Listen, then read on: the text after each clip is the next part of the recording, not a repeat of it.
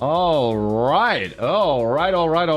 Hello, everybody. Welcome to yet another Things VTubers Say stream. Welcome, everyone. Yes, we have today a brand new guest with us. Firstly, let's get some sound checks going on here. Lady, could we get a little check 1, 2 from you, please? Check 1, 2. There's a black bar above Mary's head. Yeah, let's go ahead and take care of that for him. And... yes, we have our guest here, Mary, the dog VTuber. Mary, could you give us a little bit of a hello, a little bit of a check 1, 2 of some kind? Woof woof. Hello there, ladies and gentlemen. Thank you very much for coming today. I look very much forward to being interviewed by the big newsman, FalseEyeD himself. Oh yes, woof woof. Mary sounds good. Awesome. Okay. Thanks, guys. Thanks you for that. All right. So, yes, this is the lead writer of Merryweather Media and Dogboy. Forever and ever. This has been a collab in the works for way too long. I have taken way too long myself to just agree to collabing with Mary, and he was very gracious to come on our channel to do it today. So thank you very much for being here. Thank you so much. All right, so Mary, the author. This is interesting. What I don't know if I've ever seen actually the author as a title. Where does this come from? Where did that stem from? Where you decided you're a V author? I saw a lot of people on Twitter call themselves V artists, particularly around V-Jugend type people, you know, virtual artists, VTubers who stream art. So I decided, you know what? I'm not just a VTuber. A big part of my contribution to the VTuber community is through my writing, V-Shoujo's lore videos and through producing their comics. So I decided, you know what? If anyone can claim that title, it might be yours truly, Mary the dog. Woof woof. It's well earned, very well earned here, and the author does sound pretty interesting. Yes. So very quickly to our audience here today. Thank you. Yeah, we're running in slow mode. We've been doing that a few of the past streams to success. But as you may see for the first time ever, running in sub-only mode. This is only set to a minute. So, and again, if you would like to participate in chat, feel free to sub on in, and then if you're not interested, sub on out later at any time. We'll get into the reasonings why on that. It's a security precaution right now, not to do with our guests or anything like that. It's the whole YouTube thing going on. So we'll talk about that in a moment, but much appreciated. If you could just toss in a sub, and also feel free to toss in a like there at the bottom. That helps push out the stream for us, and much appreciated. Thank you for that. So we have a lot going on here, actually. We have a comic account. We'll talk about that a little later in. We have a wolf cousin. We'll be talking about her a little... Oh, yeah, brother. Oh, no. A little later in. But let's talk about your current design here. Let's talk about your current design. Actually, how long have you been rocking this wolf, or I should say dog boy design here? I should say. Little bit over 2 months, I'd say. It's actually made to be kind of like an in-between model made by Emu Lapis. It was commissioned before my made model, but it just took a long time to get done. And because it's very high resolution, and because it has the 2 Windtail rigging, whom I believe to be one of the best riggers available on the market right now, I just started using it as kind of like a regular thing. Yes. And that's something we can back up here. To Win recently, who had a birthday, Bat VTuber, and is doing some rigging for another VTuber we're going to be talking about here coming up here. But yeah, fantastic. Actually, a few VTubers we're going to be talking up here. But yeah, just really a creative individual, especially when it comes to rigging. It's not just about smooth rigging. There's other expressions and effects and things like that. How did you know you wanted to work with Tuwin? I messaged her on Twitter and asked, "Can you rig?" And she said yes. Was there any like particular other model you saw of her work that was like, okay, like she's the one? No. Okay. That's great. I love She it. was the first. She said yes, and me being me, I'm very lucky. So yes. Nice. Let's go. Love to see Just it. so happened to be the first choice I decided to go with. Happened to be one of the best. Yes. Pretty poggers.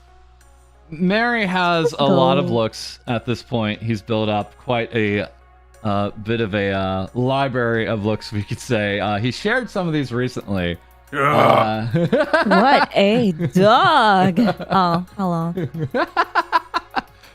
He shared a few of these looks here, including this not copyright infringing look. This is parody, of course, but I believe this was this from Momote? Did she provide this? Yes, Momoto made it, and it's rigged by Yolox, and it's actually rigged to. I need to set up a hotkey to put it up, so I can't show it off right now. But That's fine. It actually animates like South Park, but of course it's not based on South Park. It's based on Logan Paul's weird crypto cartoon that he made. That was not based on South Park at all.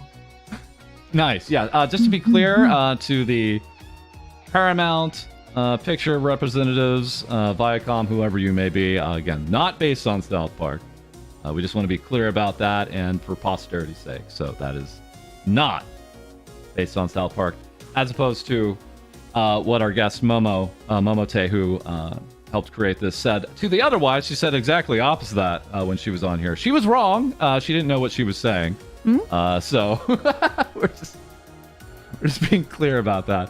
I have to ask, how does this come about? Did you like ask for something like this? Was it like someone else was getting something like this? I saw Momoto drew Vyukin in South Park style. Yes. And I was like, Momoto, can I be South Park too? And then she said yes, and then I got it. I could hear Momo in my head and be like, yes, cutie, of course. I love Momo. Yeah, I like Momo. She's great. Well, I love her. She's very nice. I like her a lot. All right. We also have this form. Yeah. Oh, so cute. This one's been around for a bit of time here. Do they have names? Do these different forms have names of any kind? That's dog form. They don't have very convoluted names, I'm afraid. It's very to the point. I like it. Yes. That one was a gift from Uni. Yeah, Unio. We'll be talking about her later. But yeah, The Queen of Italy herself fashioned me this dog form, and I am ever so grateful for it. Oh yes. just swore. I Was like that your like? little toe beans. Was that? I'm sorry. Was that a birthday gift of some kind, or like No, a? it was a completely random gift. Oh, wild. Okay. Yeah, I very nice. swear. I remember like one of the first streams because I thought she broke out her version, and then you broke out your version, and then it was just a bunch of wolfing for about an hour. I debuted it on, I believe, her birthday stream. Yes. Okay, that's why I had it like mixed up with the birthday thing. Okay. Yes. Let's okay. Now we have the maid form. Now there is a maid form here. Wow. Am I crazy in thinking there's been a no. This is your singular maid form. That's right. Yeah. I love the rigging on the toggles Yes, it's great. and animations. The T animation, the liquid animation. Oh, I can't get out of my mind. It's probably, well, Twintails told me this was one of the most convoluted model. Well, this was the most convoluted model she's ever made, because I there's believe like it. 16 toggles on it, including various animations and different Yeah, things. especially since they're also like hidden art meshes Yes. as well. And then to make sure everything runs smoothly between each transition. Oh, It's a very good model, and Such I need goals. to use it more. This was for a time going to be like your primary model, I think, for a little bit of time there. Yeah, but It was my primary model for about 3 months. Yes. It comes with some interesting weaponry. It really is a surprise. Is there any? Well, I have to ask for this one. Did you have any input on the look of the kind of maid outfit, or was that all just fully thrown your way? Well, it was based on a sketch that Kiredo, my original VTuber designer, who made this model, my original model, my very first one. It's based on a sketch you did for fun that then kind of became popular in my community, and everyone kept asking for maid uniform. And then I think one day I was kind of like, okay, guys, listen, if we can reach 400 subs, I'll get the maid model done. And then they gave me 400 subs, and then I kind of just had to do it. Love to see it. Mary keeps throwing the teapot on chat, says Burninator. Oh my gosh, no. wait. Yes. I have a revelation. Hello, Burninator. That's my mod and lazy artist. Hello, guys. Ooh, hello. What's Yes. the revelation there, lady? Okay, so like if we retweet and draw you in more bunny girl outfits, we eventually will get the bunny girl false, yes? I mean, I am a oh, I thought you were asking me. Well, False Yeah. needs to do that. Then, yeah. Do it, False. Yeah, do it, false. I don't Do it. think we have to acknowledge this. This isn't about me. We have our guest here today. This is not something we have to. Okay. For the next one, there he is. There's the handsome boy right there. Aww. Yeah, hell yeah, brother. It's me in here. It's the cute little doggy boy from Denmark, innit? You love it, right, don't you, lady? Yeah. Yeah. Aw. So short-lived. Never We forget. were talking about this before you came into the voice channel there, Mary. But yeah, Mary Bastard, as I call him, others Chicago saying the real Mary, is the only very Mary. first Mary that Lady saw. So that was her first impression of you. Mm-hmm. I think we saw him for the first time. What was that? April 1st, 2021, I think? Yes, he debuted on the on April 1st. It was meant to be an April Fool's model, but he ended up staying around because he was too popular. I couldn't get fully rid of him. He came on, he was canceling male VTubers left and right. Mm-hmm. And then Uni, I think, was there for a little bit of time. She is a very big fan of this particular form too, almost to a terms of service breaking way. Ooh. Love to Yes. see it. I promise you, I've never gotten as many collaboration requests from female VTubers as after I debuted this model. But he ravages my throat. I don't think that I would be capable of. That sounds wrong. I don't think I would be capable of doing like a complete collaboration using this model. But I Right. mean, he has had one set now run we Kagura know. stream that was close to getting me banned on Twitch. But you know, yes. Sorry. It was drawn by Karalis, and yes. He was supposed to have his 1 year anniversary on the 1st of April this year, but we all got COVID, so Yeah, me yeah. and all of my forms got COVID at the same time. I remember that moment. I remember I think Project Melody came down around at the same time with it, and she was wishing you Yes. the best of health around the same time too. It was quite awful. but- Triple jabbed, and I still got it Yeah, from a Yu-Gi-Oh tournament. You that's- know, I went to America. I went to Disneyland, right? Yes. Everyone was running around Disneyland without even wearing any masks. No, we I don't was do that here. terrified. And see, the thing is, right? This is America.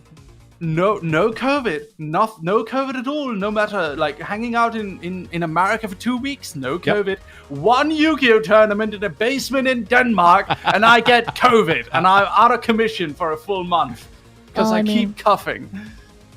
Rest in peace. For those who don't know, our esteemed guest here, Mary, is from the Kingdom of Denmark, as confirmed here on his Twitter.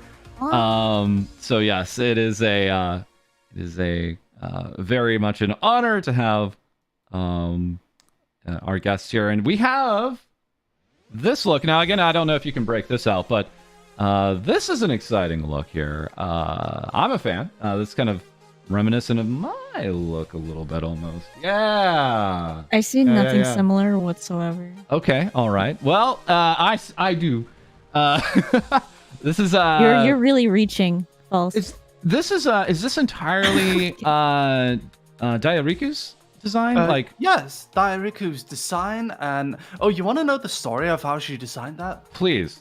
Okay, so I was at a New Year's party with Dia and Yuni and Hiroshi and a few of the other friends from V Corp, V Yugen.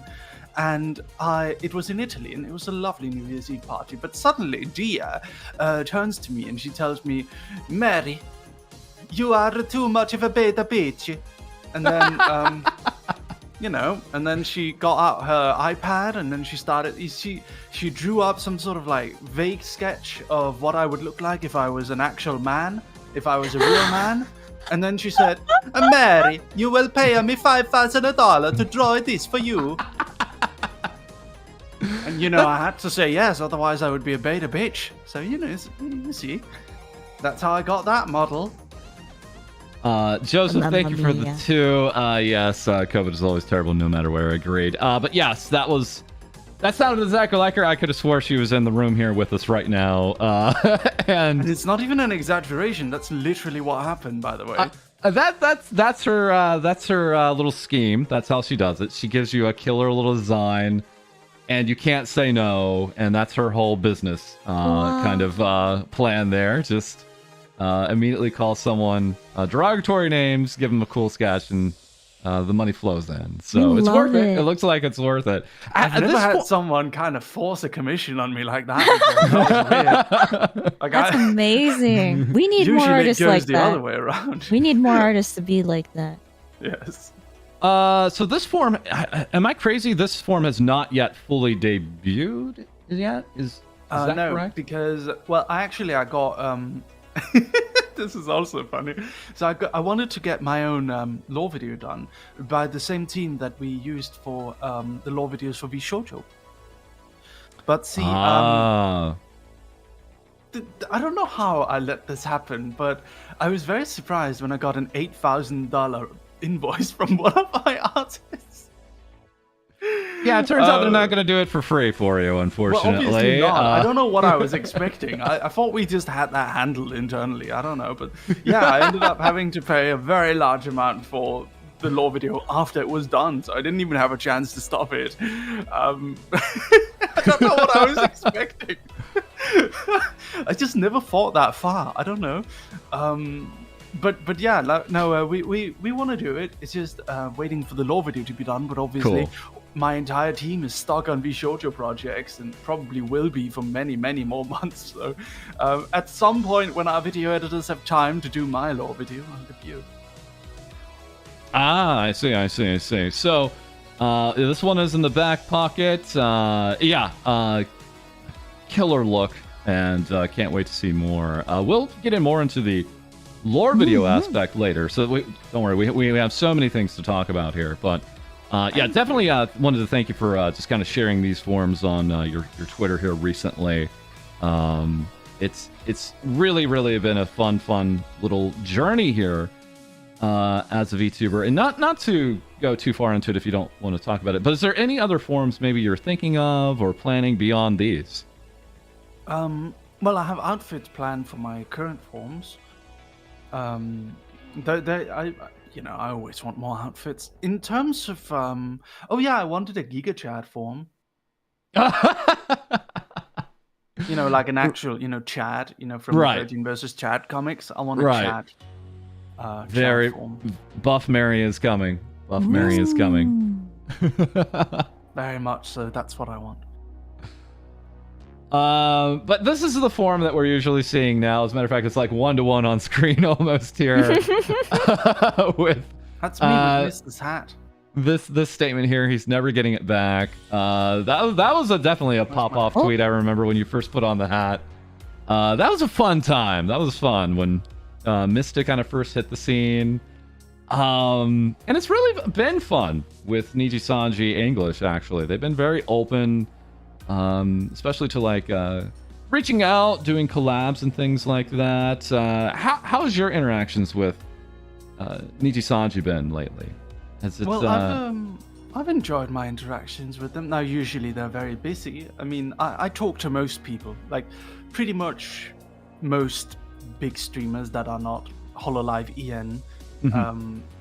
They're a little bit closed off, but other than them, I talk to pretty much everyone. But the thing about knowing kind of big popular streamers is that they never have time to talk to anyone, and they will leave you unread for days or even weeks at a time. But you gotta accept that. But I would say the one I've interacted with the most is definitely Mister, and he's also the one who gave me his hat. Well, I got it from his.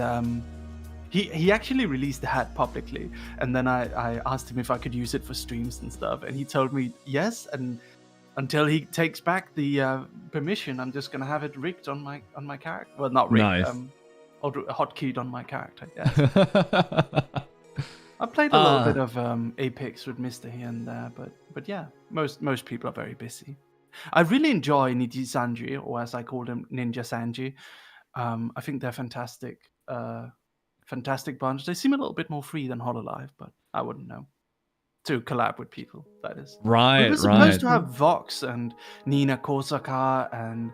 Well, Rosemi showed up. Rosemi was the only Niji Sanji that showed up to our collab, but she was kind of hiding in a corner. I think she didn't really realize there were so many people there, and I'm not sure if she had I think she got permission to show up, but she wasn't able to get full permission to be a full part of the collaboration. Understood. She was Understood. kind of hiding in a corner, but of course people immediately flocked to her. I don't know. But she didn't use voice chat, I'm afraid. Maybe next time, yeah. We'll definitely go into some of the fun from yesterday and today. It's I guess I could even skip ahead here and say we have you coming up, it sounds like, as a guest on Iron Mouse's Speak of the Devil, coming up here. And then immediately after that, the next guest after you is Mista. So it's kind of like a nice 1-2 punch there. Mr. Mysterious from the Ninja Sanji Luxurious 5. Yeah, I like him. He's funny. He's a fox man.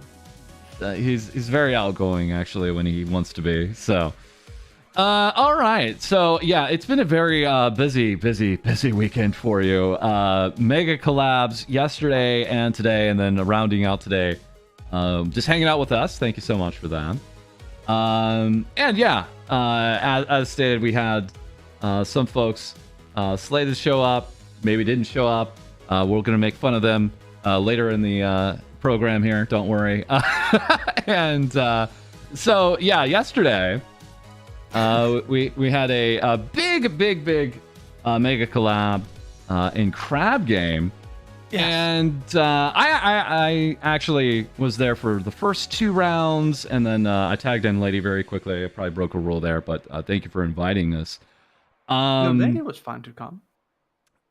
This, I kind of go really hot and cold on Crab Game, but the thing is, it really... When I look at Crab Game, it's not like Crab Game is the thing. It's just there's such a lack of games out there that you can invite like this many players to, right? And have good interactions with. It's almost like there's a gap here. What made you want to do this weekend and push forward with it, if I may ask? I've often kind of been a little bit annoyed at my kind of inability to collab with people when it's not Yu-Gi-Oh! There are a lot of people I want to hang out with, and a lot of people I kind of want to collaborate with, or just interact more with different VTubers, but what it ends up usually kind of defaulting to is just another Apex Legends collab. And if you know me, and if you know my Apex Legends stream, you'll know I'm fucking terrible at the game. Sorry for saying the F word. Let's go. I'm terrible at Let's Apex go. Legends. And I think I just got tired of being like, I always talk to everyone about collabing. I wanted to collab with so many different people, and I always end up in talks like, I know I had like a conversation with Fruit about collabing for a while, and I talked a little bit to Vox about collabing for a while, and Melody. Like every time, it's either Apex Legends or basically nothing, and it just never ends up happening unless they play Yu-Gi-Oh, in which case then I'm very lucky because I feel like my Yu-Gi-Oh streams are some of my best content. But yeah, for a long time that frustration was kind of there, and at some point last week I just got so frustrated, and I was like, why is no one doing Crab Game anymore? That was perfect. We could have so many people show up to collabs, and we didn't have to like pick between people. Also, the annoying thing about trying to organize Among Us games is that everyone's always so slow to respond. It's kind of difficult, and people always like, you'll set up a game with like 10 people and only like 7 of them actually show up. It's always quite difficult. But if with Crab Game, no matter what, we could have like a massive amount. Even if like 10 people don't show up, we still have a 30-man game. That's a massive amount of people. So I just decided like, well, I mean, I know everyone. I'm in everyone's DMs. Why am I not the one who sets up these big collabs? I would be perfect for that. Why am I waiting for everyone else to do it? I should just do it. So I just did it. I just said to everyone, hey, big Crab Game, join the Discord. And the Discord is super simple. It's just like, there's 2 channels. There's chat, and then there's information.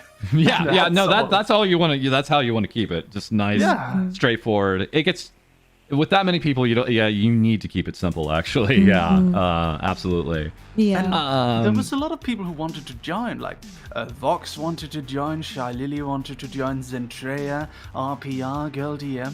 A lot of really big notable streamers wanted to come join. Now, of course, a lot of them also ended up canceling. I believe Snuffy said she would join if she woke up. I don't know if she ever woke up. She never woke up. But at one point, I was actually freaking out because so many people had said yes that I accidentally had invited 50 people into the Discord. Yeah, I saw that. Yeah. But luckily there were enough cancellations that we had just enough people to have like a few games with like 39 people, and then people started phasing out.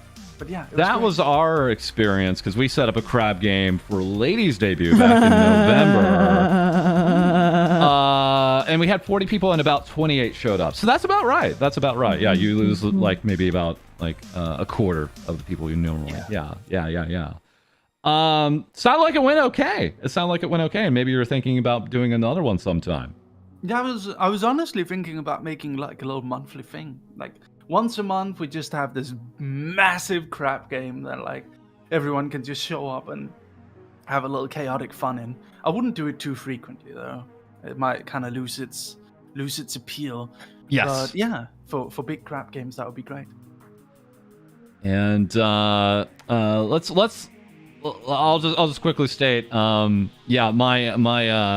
technical issues with Crab Game are now resolved. I did everything everyone in my chat said to do yesterday, so I'm running on my own modem, my own router now. Crab Game runs perfect now, so I'm not anywhere near as salty as I was yesterday about it. For now. And let's move on. Let's move on to the real subject here.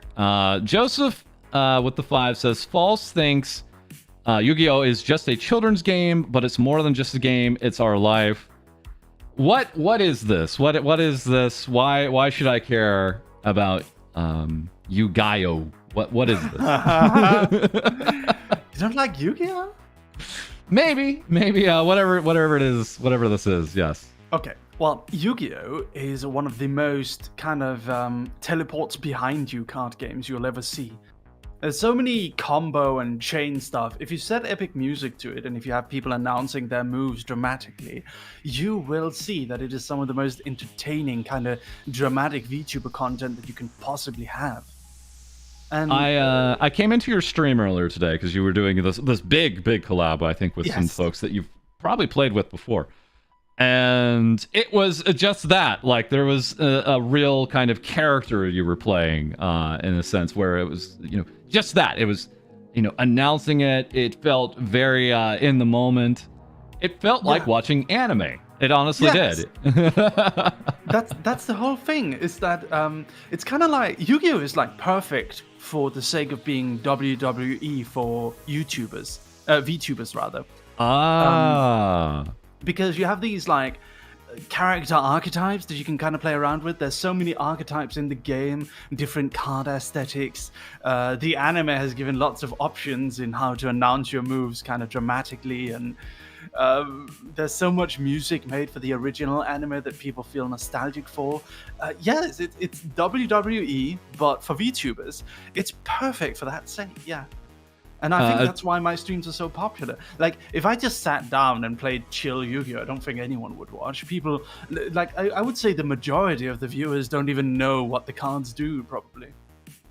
Oh yeah. See, okay. So for very quickly, a dirty Tristana says, for the 5 card games on motorcycles. That I have to admit is like, I joke about the children's game thing, but it actually is. Like, from the outside looking in, it's one step intimidating because it looks like it has a million rules to it. I would say it looks more complicated than it really is, because there really isn't that many rules. Like, you get one summon per turn, and then if you have a card that says you can summon more, then you can summon more. Of course, there's like other cards that do things and spell cards that you can activate that has effects, but like, I would say 95% of the game is just what's written on your cards. You might assume, oh, I have to know about the opponent's cards. You really don't. You can just ignore it. You don't even have to check the cards, because, you know, the Master Duel game kind of keeps track of it for you, so they can't cheat. Were you like a fan of the series for a while now, or did you recently maybe pick it up? Oh yes, I've been a fan of the series since I was a child. And it's really interesting how it just has this, I don't know, it feels like this is a series I always feel has like a new half-life every 4 to 5 years, where I think it just blows up again all over again. You know, it's really fascinating. If I may ask, what is the most recent entry of the game? Is it Duel Masters? Is that the name of it? Master Duel, yes. Master Duel, okay. So yes, again, I have to just be clear here, folks. If you've not seen a Mary Yu-Gi-Oh! Stream yet, you really actually owe it to yourself. It is, it's a trip. It's special. It actually is. And to your point, it's very clear why it attracts a kind of a continual returning audience now too. Absolutely. It's kind of interesting that is like, despite Yu-Gi-Oh! Being so difficult to understand and so many people finding the game to be so overly complicated these days, it remains like my most popular content. I get more viewers streaming Yu-Gi-Oh! Than anything else. It's actually to the point, if I just became a Yu-Gi-Oh! Streamer, I could probably get more viewers than ever before. Well, yeah, there's something to that. I mean, that's almost like the streaming Twitch setup where, you know, the more you hone in on something, the more people kind of know you for it. Sometimes it really can lead to more success, wildly enough. Yes. And yet there's always that part of us that wants to stay as variety streamers, right? Like, that wants to do new things all the time. As Asmongold said, you really don't want to be a one-game Andy. It's going to backfire heavily on you. Yeah, recently, he just said that during the Speak of the Devil, which is like, you know, people kind of come and go because the games come and go, right? So Yes. You're dependent on that, which is not something that's a comfortable place to be. Yeah. All right. So, can you explain? This has been memed. I need to understand the meme. Blue eyes, white Isn't that a dragon. Hearthstone? Blue eyes, white dragon. The best Hearthstone card in card? Yu-Gi-Oh!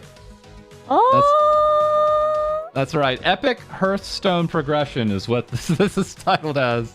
Okay, so Hearthstone is a Warcraft themed Right. collectible card game on Battle.net, yes. And someone made this Blue Eyes White Dragon, which is my favorite Yu-Gi-Oh card. They made an edit to put it in the game. Yes. Goodbye, lady. I don't know where she went. There she is. She's like been popping on and off here a little bit. Lady had to go to a D meeting, I see. Yes. All right. let me take a look here. So this is actually pretty cool. This looks like a custom kind of piece here. Oh yes, I had this commissioned and sent to me from Thailand. Painted over card here. And it's in a very it looks like it's even almost in a specialized case here. Dorito with the 2. Wins Mary's Dark Magician Girl outfit reveal. Great question, Dorito. Good question. Oh, I thought that was the card. I was like, I don't read that. I was like, I don't read that. Let's I want to skip ahead actually. I You really like want the to skip card ahead. folds? I want to skip ahead because this goes back to another VTuber, one of the biggest. This is Usada Pecora. Oh. Whoa. She this is Usada Pecora with Hololive Japan, of course. She is going on a hiatus. She's going on a hiatus for 1 to 2 months, and she's going to be resting her voice. She can go on vacation whenever she likes. Right? She's gonna be resting her vocal cords. I agree. Like at a point when you're at such a level, going on a hiatus kind of matters less, right? So, but she made a post yesterday, and there's her cat actually on the top there. But Oh, so cute. She has it. She has the briefcase. what is this? What are we looking at here, if I may ask? This is a limited Dedication. edition Konami briefcase that you can buy. It's Kaiba's briefcase, and it has the 3 original Blue Eyes White Dragons in it. It is a magnificent collectible, and I so very much want it. My So there- goodness. This is one of those things where you walk into a museum, you look at something, and it's like, oh yeah, that cost $2 million, and you're like, I didn't know. I didn't know. Excuse me, I have to book a flight ticket to Japan. No one else is allowed to own that dragon but me. Kamiya Yume, thank you for the 5. Yu-Gi-Oh has a standard. You're not a real Yu-Gi-Oh player until you stop reading. Oh wow, you're not a real Yu-Gi-Oh player until you stop reading the cards. Wow. That's the all thing. right. Most people, a lot of people don't actually read the cards. They just kind of play, and then they try to like vaguely remember what different cards do. Okay. All right. Like based on what happens when people activate them. It's just a lot of that. So you don't even have to, like, it's not that complicated, to be honest. All right. And also, Joseph, somebody play the Kaiba theme. Yeah, there is. Okay, so I have to ask: is there a little bit of Kaiba in you when you do your announcement, or is there more you? Is it a mixture? People have said that I sound like Kaiba and Pegasus fused together when I play, and I think that's very accurate. Yes. Gonna go ahead and update there. All right, so that is our very quick check-in with Usada Pecora, but we do have just a little bit more, and then we'll return more back to Mary's piece here. Let me show you here because here it is. Usada Pecora has done a face reveal. This just coming in today. This is her face reveal. We are doxing her live on stream right now. As you can see, Usada Pecora of Hololive full face reveal. Yeah, She this looks is a lot like a Dutch gamer who plays a lot of Apex. This is RPR. He is fine. I'll go ahead and maximize it. Fine. There he is in all his glory today. This is from today. This is live. This happened. Soon to be a VTuber. He's got a killer team behind him that's going to be making his actual. I'm playing Apex with him tomorrow. Oh wow! Yeah, that's very soon. That's very soon. He's gonna teach me how to be good. Have you collabed with him before yet? No. He I tell you, like in my very short interactions with him, he is someone who very much is someone who sticks up for his friends. So I'm not surprised that he's made so many friends in the VTuber community because he means it. He means what he says and things like that. Yeah, he's not just a tourist or something like that. So I like him a lot. He's fun. He's a real one. I am mad at him about something though. from his Osada Pokora cosplay and drinking stream. Well, do you want to go ahead and get that on record? I don't think I can tell people yet. It'll be okay. When it happens, I'll tell people why I'm mad about it. Okay, all right, fair enough. Let's that's good. We're always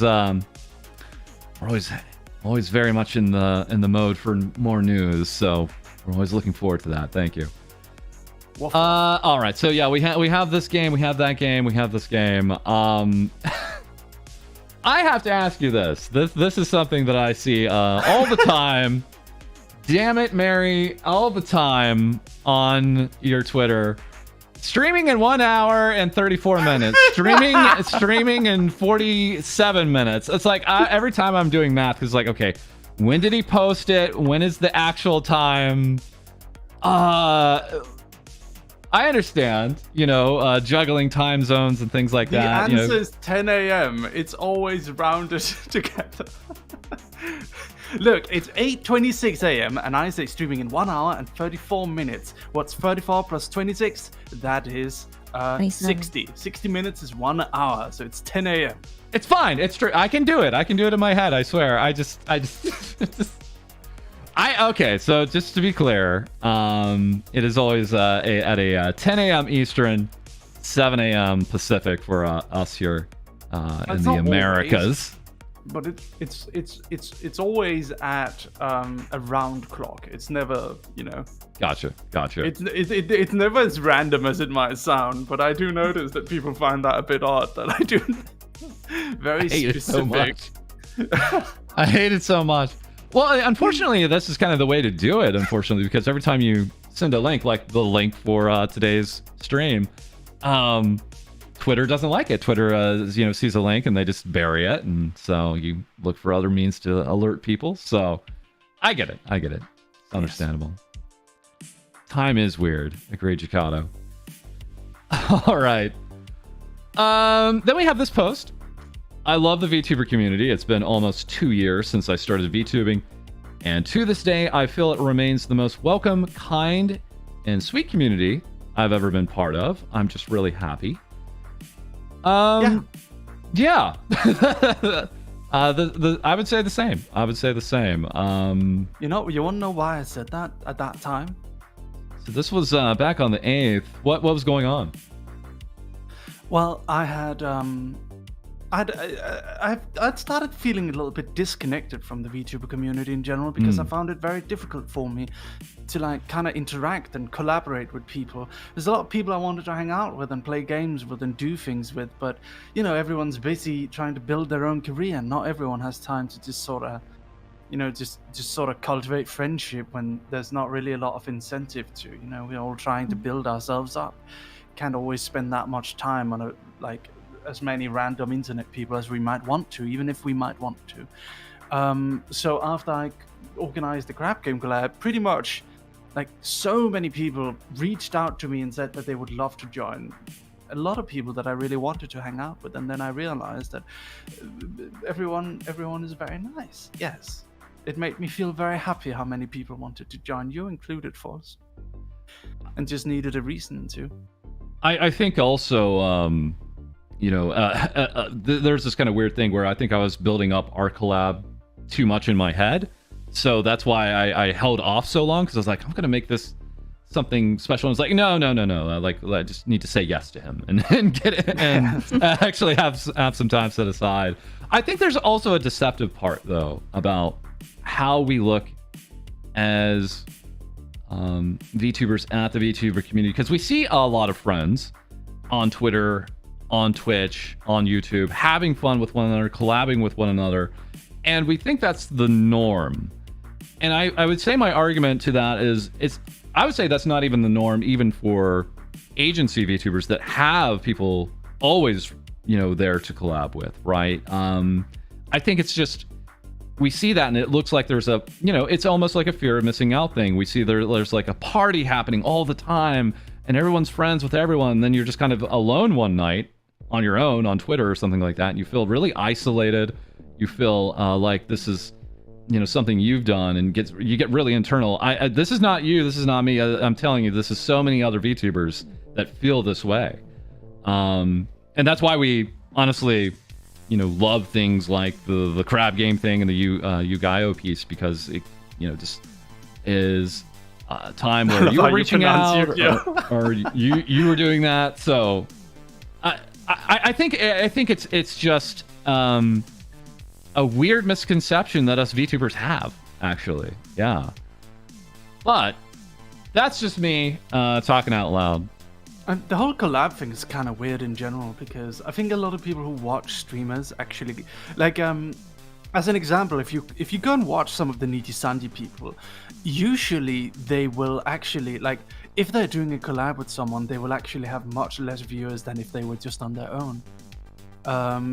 It kind of depends on the VTuber, but a lot of people just, like, they follow a VTuber for that VTuber and the interactions they might have with the community. And introducing another VTuber into that, it's kind of like giving the audience a viewer experience featuring a person that they did not choose to watch. It's It's not necessarily a good thing. I see a lot of, like, kind of smaller VTubers constantly try to push for collabs because it might make them grow, but it's true, yeah, it does help, but at a certain point it's also kind of tricky to say yes to too many. Like, I wouldn't say yes to more than 1 or 2 collabs a week, because it would just kind of make me disassociated from my audience. Like, the internet streaming is special due to the audience interaction. We can definitely when you're collabing, it's difficult to do so. Yeah. Let me go ahead and just jump right at him then, because there's an interesting figure that's balancing some of this, and that is Vox. Vox Akama with Nijisanji English, Demon from the Past, and this is probably a balancing act for him, especially now too, because he's obviously an individual that is up for collabs, obviously also very busy. But he's also gotten feedback from parts of his fan base about just that. Like, hey, we kind of actually want to spend time with you, Vox. And, bringing in others to this kind of stream, like be it like an ASMR stream or something like that. We're more like, he's heard from some of his fans, not all of his fans, but some of his fans. That's like our time with you, right? And he's taken that to heart. He's kind of taken that to understanding that, like, I want to do what's the best for you. But his fan base is so big at this point, they have totally different opinions at this point too. Of course, on one hand you have people saying, hey, just let the talent do what they want to do, whereas other people are just a little more upfront, and it's like, no, we like this to be with you, one kind of more on one-on-one. Yeah. So it's a balancing act, just as you said, as far as what to do, and not be isolated at the same time. It's difficult. I've had conversations with big streamers multiple times before, but like I had one conversation with one particularly big streamer. Not a VTuber, but a streamer, and I don't want to say his name, but he told me it's a man. A man, we confirmed. Well, he basically made the comment that collabs.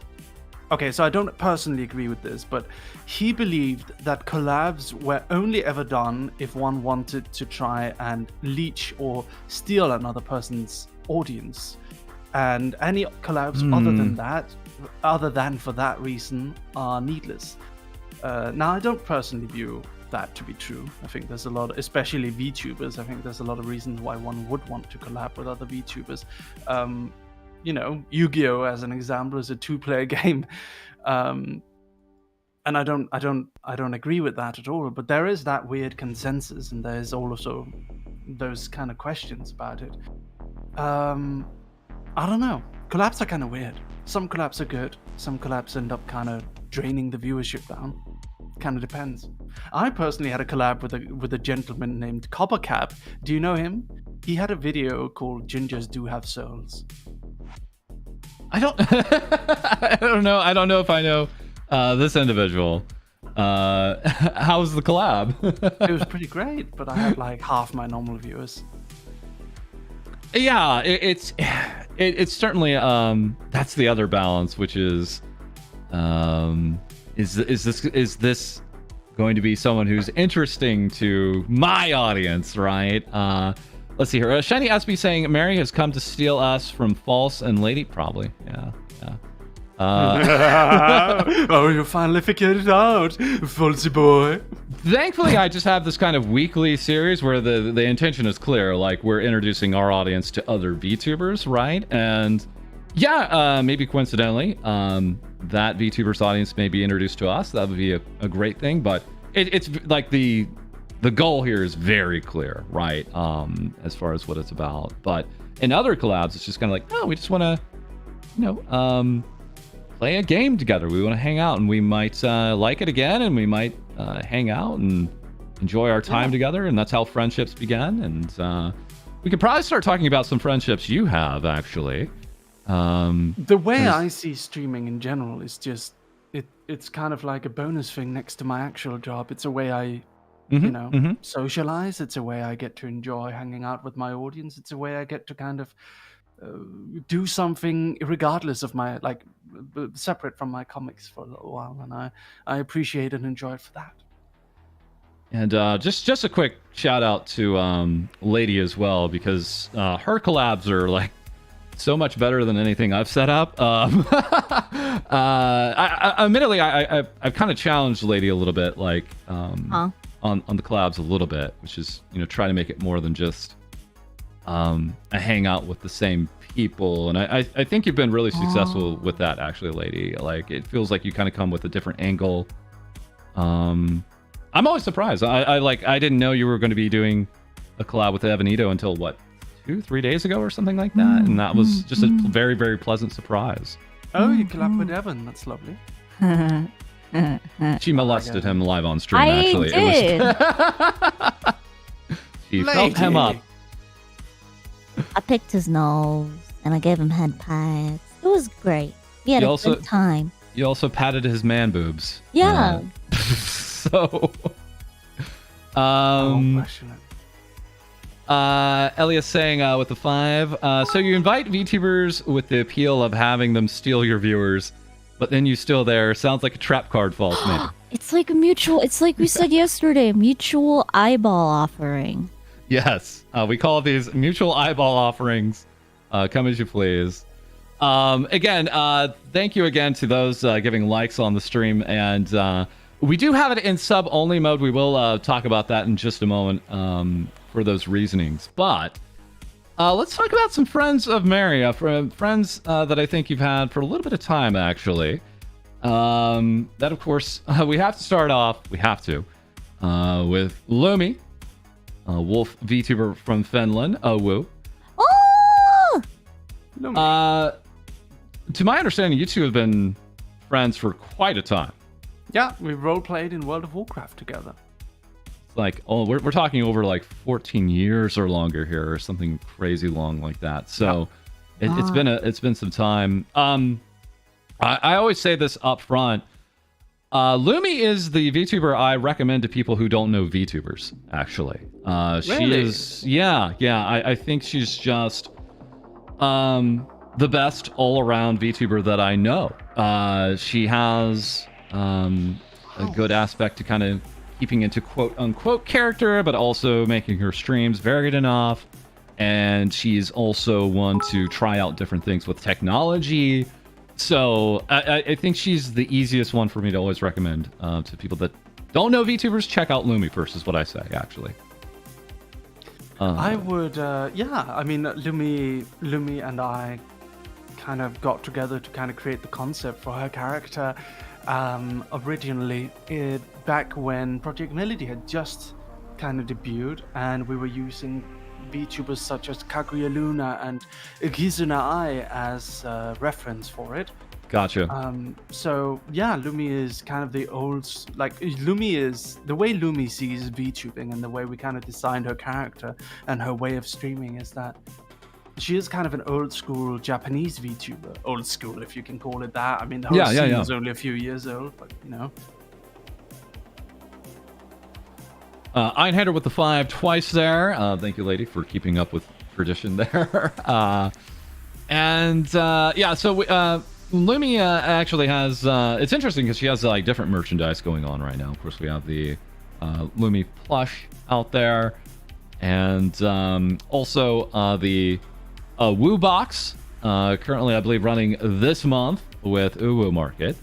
So a very, very cool collab there. And this is really exciting. New look coming up here. I don't believe this is debuted at all. I could be totally wrong about that, but totally new look. So cute. And also totally new rigging here. So this rigging is done by Tuwen, who again did the rigging on Mary's current model that he has right here, but Yes. And illustrated by Uni.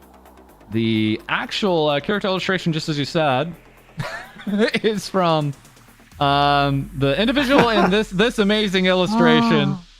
I don't know, Mary, man. You don't have to flex your illustrative powers on us like this. I understand you're a Renaissance man. You're a jack of all trades, but you don't have to flaunt it like this here. It's done in MS Paint. It's I used Uni. my mouse. Okay. You know, all the we colors. understand. I didn't use the bucket tool at all. Flex. Why don't you? It's Vyugin's Uni, Uniho, freelance artist, Pink Doggo who loves pesto. I think it's fair enough to say Lumi another. was so scared of using live 2D, by the way. Yeah. Yeah, Huh. because we had so many bad experiences with it, like really early days when no one knew how to rig. You know, like way before most VTubers had like a lot of VTubers preferred 3D models back then, just because it was easier to make it look good, because live 2D rigging was just so frequently scuffed. This was before, what are they called?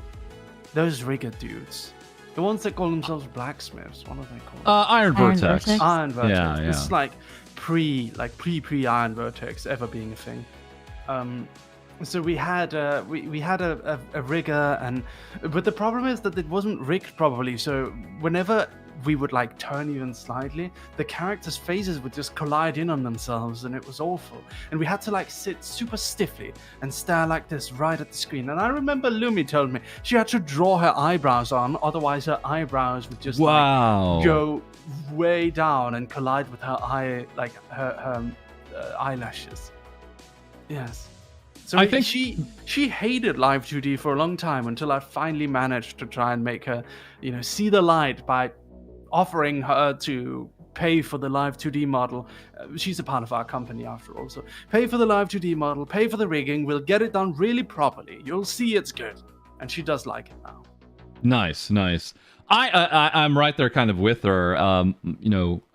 My experiences are really just come from 3D so much, and being still in 3D at this time, the appeal of 2D is a little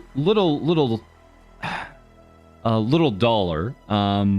That said, I mean, if I was in the hands of a Uni and a 2-win, I know the results would be fantastic. They take it so seriously and deliver such amazing results. As a matter of fact, I mean, if we're talking about well-rounded, Uni is actually the VTuber artist who I consider the most well-rounded, as a matter of fact, in her streams and her talents. The speed of which she does this art is scary, actually, and the quality of it is really almost intimidating to a degree. Like pieces like this here with her good friend Daya, and it's Uni is a great artist. great artist is the right way to say it. And also doing a 2-year celebration stream today. Got some games with community giveaways, new merch. So we'll be definitely covering that for tomorrow. And she's also been absurdly busy herself doing the new character illustration for Zentrea's new look. That being, of course, Project Zen coming up here this Friday. So excited. May 20th. I'm so excited. I mean, can we ask, does Merryweather Media have anything to do with this debut? Of course, we're doing the lore video for all the shoujo members. So it sounded like maybe something was up in the air about that for a bit of time. Was this more recent, last minute, or has this been in the plans or in the works for a bit of time for this lore video? As far as I'm aware, they have all asked for a lore video. Okay. So it's definitely been in the work area. Love the design. Also, kind of a different design, both for Zentrea, but also kind of a different kind of look for what Uni usually comes out with. When I was first told by Uni that Zentrea wants to become a robot instead of a dragon lady, I was like, what? Yeah. Surprising. Like, excuse me, but like having worked on the lore video for now a whole month and having kind of seen everything that Zentrea has planned for her debut, I do actually think it makes a lot of sense, and I think it's a big improvement. So you're hyping us up. You're getting me hyped now. I always temper expectations, and then I get bowled over anyways. So, I mean, the lore video I think is gonna be. It's gonna be great. I mean, I'm always so excited about the lore videos. I would say it's really far up there. It's the first one we have that has action, like an actual action scene in it. Oh, wild. Okay. And it's also science fiction. I can say that. It's a sci-fi compared to the other ones, which mainly focused on fantasy or eldritch horror. This one is sci-fi, which is going to be really interesting. A nice change of pace, absolutely. Again, it looks like Zen will be part of Speak of the Devil this week. We're maybe potentially even seeing it on that date, on the 20th. Yeah. Sorry. Go ahead. This is going to be, other than the Veibai one, where there were other members of Vshoujo that played huge. Well, there was one other member, which was Silver, who played a huge role in Veibai's. In this one, we have a secondary character who plays an even bigger role, which is another member of Vshoujo.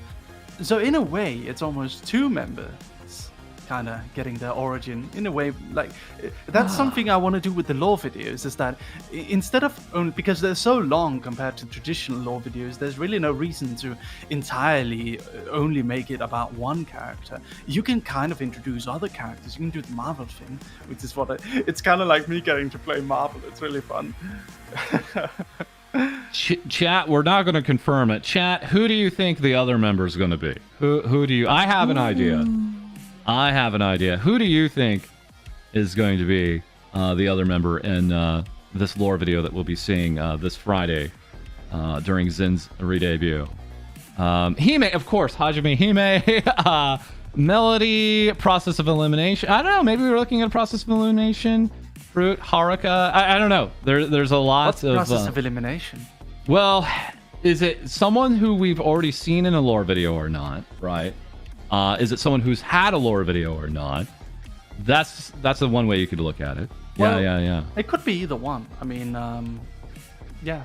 I mean, he's throwing us off the trail now. Don't listen to him, folks. Don't listen. I think one exciting thing which I want to do moving forward with the lore videos is to have the kind of story of the characters continue by having them make appearances in future lore videos as well. Of course, we do, like, I do know Iron Mouse is requesting another lore video for her next review. So we're going to have more of Iron Mouse's story. Yeah, she has, I think, currently 7 models in the works still. One of the lore videos is tied to one of those looks, and also, as we know, 2Win has worked on one of those models as well. So it's very exciting. We know there's a biblically accurate version of Mouse coming. Chris Bod. Yes, that's right. I like That's Chris right. Broad. He's funny. And okay, but Uni has her own new look coming up here. This is very fluffy haired look. Carni's Rosa Divina. If I may ask, how did you come to know Uni? Was it just work, or was it something else? I don't actually remember this, but Uni says that the way we originally met each other is that I showed up in her stream and asked her to watch one of my YouTube videos. Hey, random streamer, go watch my video now. Like, Okay. you know, I used to, like, before I became a streamer, I used to just show up on Twitch and kind of mess around with random artists. Gotcha. Streamers.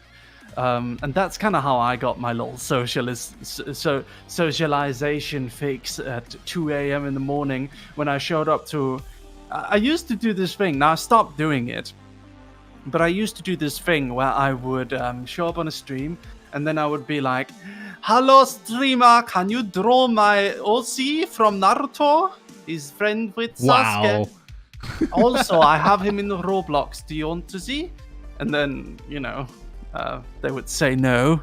Then I would be like, "But I have Instagram with 200 followers. I give you a big shout out, yes?" And then, you know, they would tell me to freak off. But Good, yeah, good. it As was they fun. should. And then at some point they figure out who Meriwether is, and then usually they have a little bit of a laugh about it. Now I stopped doing this because someone actually got very mad at me for doing As it. they should have. Yes.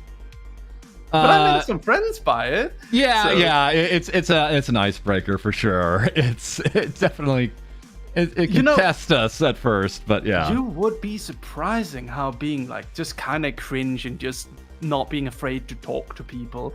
You'd be surprising how far that carries you. Like I used to do this thing at Japanese events where I would just walk up and introduce myself to literally every artist, and Oh. then just like, even if only like 30% of them followed me back on Twitter just to be polite, they did it. And that's how I met Lam, who is the artist of Kureji Ali's model and Vox's model. And him and I have been friends ever since. Also, Kuvsion of Ilya, who does a Netflix show about Ghost in the Shell right now. Like, I met a lot of really famous artists like by just walking up and shaking hands and introducing. Now, this was pre-COVID, of course. We don't shake hands anymore. That's gone from the world. But now it's touching elbows, which is cool in and of itself. I don't mind that. But yeah, you'd be surprised how being kind of cringe and a little bit pushy can kind of carry you in this world. Yes, I can attest when Mary appears in our streams, everything immediately goes off rails, and we have our fun. It's always very quick. It's always very welcome to see Mary, because Yes. it always lightens the mood. Always, sometimes much needed lightning that we need in our streams. So it's always very welcome. And I like you, funny purple newsman. I like you very much. Woof. so Hello? the two of you, I mean, Hello. gonna Left on pivot. red again. just gonna pivot. You know, the funny thing about False is that he has this weird thing where, like, if I apologize, he will not accept my apology No. or say it's okay. He will just move on. No. And if I give him Oh, a compliment, he will He'll also just actually not back up and acknowledge say, it and move on. He'll actually back up sometimes. Like, you're accepting my apology, right? I'm like, I guess. I just like, I don't. Is that a thing I'm supposed to do? I think You it's a seem like such a European thing. burden. I think it's a European thing because I'm like, just being polite. It's just part of normal conversation here. Like, oh, I apologize or something like that, and then you're supposed to say, "That's all right, no worries," and then I the conversation see. continues. It's like a polite thing, you know. But you just ignore it, and it Right. always throws me off every single time. I accept all apologies. I always accept all apologies. It's just an automatic check mark, auto-moderated check. I'll take your apology. Thank you. Never asked for it, though. That's the thing. You're apologizing for things that I don't think you should be apologizing for. So that's the other aspect to it's it. a funny cultural difference. I think I had like similar thing with Noble for a long while. Noble got annoyed about how much I apologize, and I had to explain to him. It's not because I legitimately think I did something wrong. It's just it's a matter of politeness, you know. But yeah, funny Americans don't know about that. Go ahead, lady. Lady, are you Australian? Genuine question here. Am I Australian? Wait. There's something weird with your accent. I can't place it. Wait, did you ask if I'm Australian? Genuinely? Yes. Oh, I thought I You're heard an it wrong. Australian who does an American accent. She Those sounded exist. so. She sounded so offended there. I was like, whoa. No, I'm not offended. I'm not. Fucking call me an Aussie. Fuck off. Oh my god. I'm not offended. This is my tone. This is how I sound. I hand her with the 5. Sick and Mary, and also Koa Himari for the 2. Super cool collab. I would Love you, love Mary. to be Australian. False cross Mary? Question mark. I Thank you wish. for that.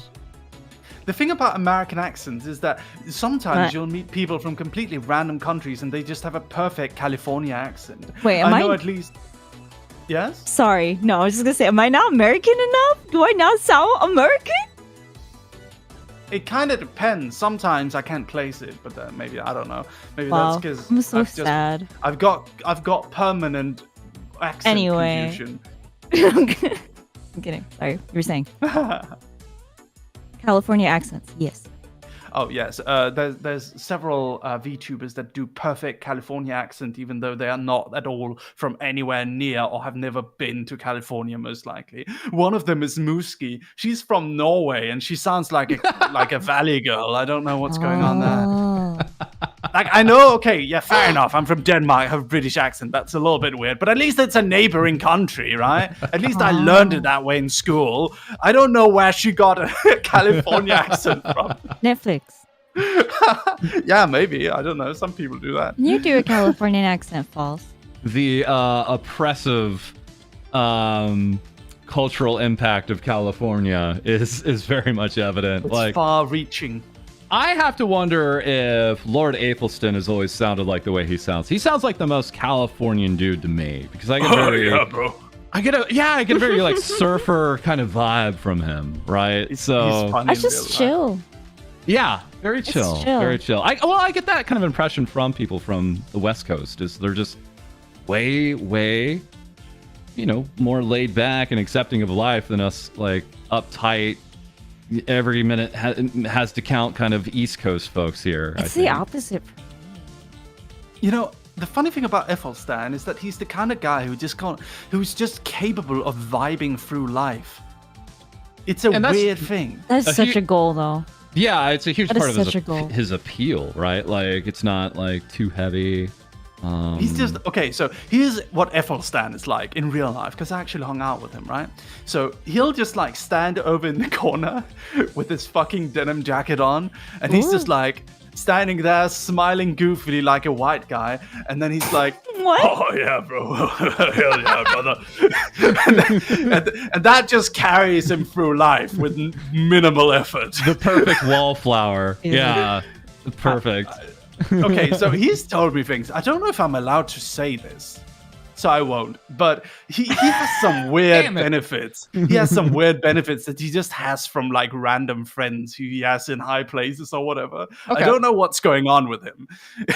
He's funny though. I like him. At one point he was sitting, we were just vibing in the backseat, and Lumi has a recording of this, and he just starts going, I don't even know if I can do it. He did it in this weird voice. He just started going, baby, mommy, muscle milk. Yes, I love that. That is a vibe. Oh my god. Does he do that on stream? I don't know. I know people who do that. It's a vibe. I love it when that happens. I love that. He's very much a kind of just Hollywood viber. It's the kind of guy who just does cocaine with Johnny Depp randomly. Actual goals. Yes. Actual goals. That's very much Ethelstan. He's that kind of dude who all the celebs just want to hang out at the party. I hand her also with another 5. Athel sounds like Spicoli from Fast Times at Ridgemont High. A little bit, yeah. Born entertainer. Maybe I'll give this. Okay, I'll give this to Athel. he is a fantastic storyteller. Like, when he actually wants to tell something from his past, he gets into it and gives you all the details you need. So I think that's actually the strongest part of his streams. Beyond his actual artistic output and things like that. I think he's just a fantastic storyteller in his own right. So I really like him. He's fun. But the other thing I was going to say that I like is the dynamic between you and Uni. Actually, whenever I see Mary and Uni together on the stream, I have to stop in. I have to stop in and lurk a little bit because you two bounce off each other like no other, and I just had to call it out. Now, firstly, we had two revelations here. Lumi apparently made the claim she could fold me in half like a chair on Ludcast. That's Project Melody's Ludcast when Lumi was on there. Lumi and Melody get along great. Yes. She's probably correct. I've seen her strength and personnel. We have something here that we're going to share on stream. We have a document here. Mary's not going to want us to show this. So I don't mean to make your heart skip a beat, but we do have this revelation. Saying, I have to come clean. Lumi is me with a voice changer. Always has been. Here it is. Yes. Does that mean you can bend yourself without breaking your neck? With all your ribs? That's impressive, man. It's a weird quantum existence, especially because we can stream at the same time. What a flex. Screw him, Miss Paint. Lumi is weirdly strong, though. Like, I've seen her carry, like... Okay, so Lumi is a cosplayer in real life, right? Right. And I've seen her carry, like, 2 massive bags. I can barely carry one of them. And she's, like, just throwing them into train carts and stuff. It's like the Finnish woman's strength.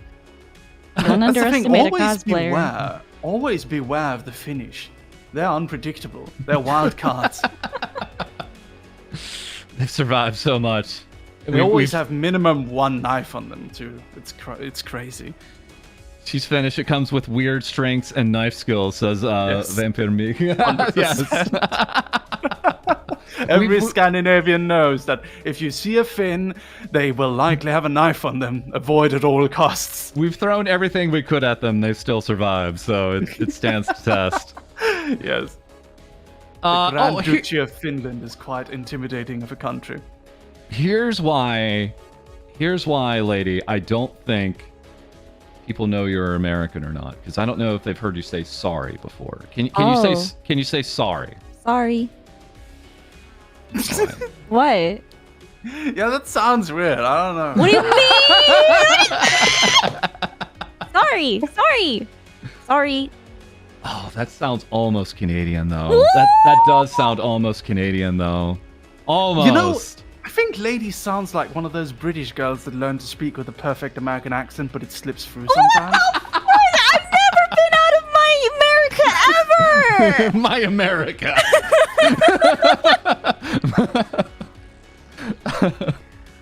All right. Now that was a test. That was a crony test. Everyone knew that was an Oro crony test. Oro crony recently with Hall Live. Absolutely. Yeah, she confirmed she is Canadian, and her stories have very much come out more stronger lately. Oh my god, man! Mom, I'm never gonna live this down. I'm gonna cry. While I remember, since you brought up uni, I thought it might be. Do you want to hear something funny? You mentioned I'm from the Kingdom of Denmark, and that Denmark is indeed a kingdom, right? You know, uni for the longest time, even after she came to visit me in Denmark, right? She thought Denmark wasn't actually a kingdom, and it was just part of my law. That's cute. That's pretty cute, actually. and until quite recently, when she realized that like Sweden and Norway are also kingdoms, she was equally surprised. And then she said that she accused us of living in medieval times when the rest of the world has moved on. This coming from the Italian artist here. Italia. Yeah. Let's see here. Who else do we have here? Well, I mean, we have some others here. If you'd like to talk about any of the others. Soft. So do you, yeah, I mean, if you'd like to introduce them, you're welcome to. This is a squirrel lady. We have our comfy chaos squirrel here from Denmark as well. There's nothing comfy about her. Not even so, the tail? So they is there any way you want to break this down so we understand, like, we have these VTubers that are in some way backed by Merryweather Media? Is that a fair assessment, or is it still kind of nebulous, or how can we define it? You know, the only reason why we're not like, you know, like we showed you is because I just can't think of a name. Okay, yeah, you've stated as such. Like it's everything but that except without the name. Okay, yes, all right. So we have VTubers we manage, and generally they're people who were already involved with the company. So Lumi used to help me with graphic work, and Sif is just one of my real life friends that I thought, you know, could do the job, and we needed to expand, but I was not feeling comfortable opening up auditions because we don't have the infrastructure to handle auditions, and we don't really have someone qualified to go through all of them quite yet. We need to set that up still. But Urea is the artist of Winter Moon, one of my longest running comics. Okay. Count Elizabeth is one of our voice actors. So it's more of an internal venue through which employees of ours can kind of explore VTubing. This makes so much more sense to me now. Yeah. Knowing their exact backgrounds and how it kind of came about. And it's like, hey, we're hanging out. We're having fun being a VTuber. Do you want to be a VTuber? You should be a VTuber. Let's make you a VTuber. That makes it's very much just well, I mean, it all started with Lumi, and then I just sort of tagged along, you know, because I thought it was fun. But yeah, it is definitely far less of a, oh, we are finding talent and then employing them, and more of a individual voice actors or artists within our company or within our circle can then kind of ask to be a VTuber, and then we'll pay for everything, and then we'll take some of the profits and manage them and give them opportunities. Burninator says, Sif is always say so. Burninator, I literally had an episode where she was banned from Twitch. That was our lead story. The only one of us who's ever gotten banned from Twitch. Thank you, Burninator. I remember I met her like the day after, and she was so scared I was going to get mad at her. Aww. I didn't get mad. We just laughed about it. Bans at this point are like a good thing for you. It gives you publicity. I mean, we gave her publicity for it, so you know it can work to your advantage. Weirdly enough. Yes. Yeah. Well, we're not making that change yet. Well, okay. Before we talk about the Merryweather thing, I guess we can quickly address because some people are asking, like, hey, why is the channel in sub only mode right now? And this goes back to what we were talking about earlier this week with Kobo, and also yesterday with Kobo. Kobo Kanaru with Hall Live Japan. Or Hall Live Japan, excuse me. Hall Live Indonesia has now twice been banned in 1 week from YouTube, and you know, she has all the fans behind her. This work is actually amazing. This is actually a real wig. Costume isn't quite done, but this is coming from Clarissa Unipun. This is a bit of a sensation, especially for Hall Live Indonesia. She's getting a lot of attention from folks who aren't VTuber fans in Indonesia, and she's being targeted. Now, I'm not saying I know who's targeting her. We don't know that yet, but let me see if I refresh this page.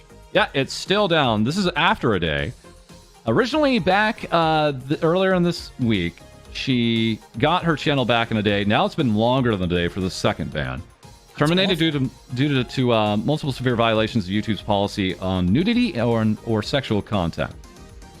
Yeah, it is down today, and we reported on that yesterday. Feel free to check out our episode yesterday if you want to know a little bit more about that. But what's basically happening here, folks, on YouTube, where we're streaming right now, we normally stream on Twitch, is there are more and more channels getting targeted by what I call not just hate bots, but vulgar bots. So they say some really kind of heinous sexual things. They have very sexual names, and they also have very, graphic profile pictures. I don't know how YouTube allows this, but what's happening is they will spam in the chats of these VTubers, and then the thought is then they'll mass report the streams, and then we have instances like this where major VTubers are getting their actual channels terminated. So that's what we're looking at. So a lot of these VTubers have been putting on sub-only mode. We have it on for just a minute. Kobo had it on for 48 hours, and it still went through. So these bots are actually waiting. So we're just trying out right now our sub-only mode. Again, apologies to Mary's audience. If you're not subbed to us, feel free to unsub if you're not interested and you just want to talk in the chat. That's fine. I can highly recommend subscribing to FalseEyeD. He's a great newsfeed. Thank you so much. So that was just an update as to the bans and things like that. Just kind of giving some background as to why we have it set up the way we have it set up today. Yeah. But bots have been a problem. We've had bots in our own chat.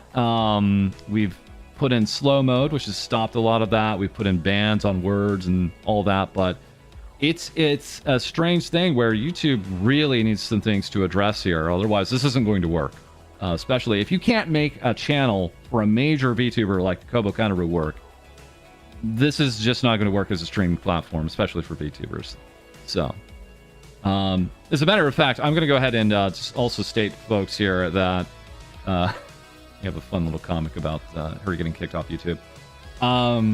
We even have an instance where someone who has made a fan video for her, Kangaroo, who makes fantastic music videos for a number of VTubers, has been having the same terrible comments placed on their videos, not even during their streams, on their videos now.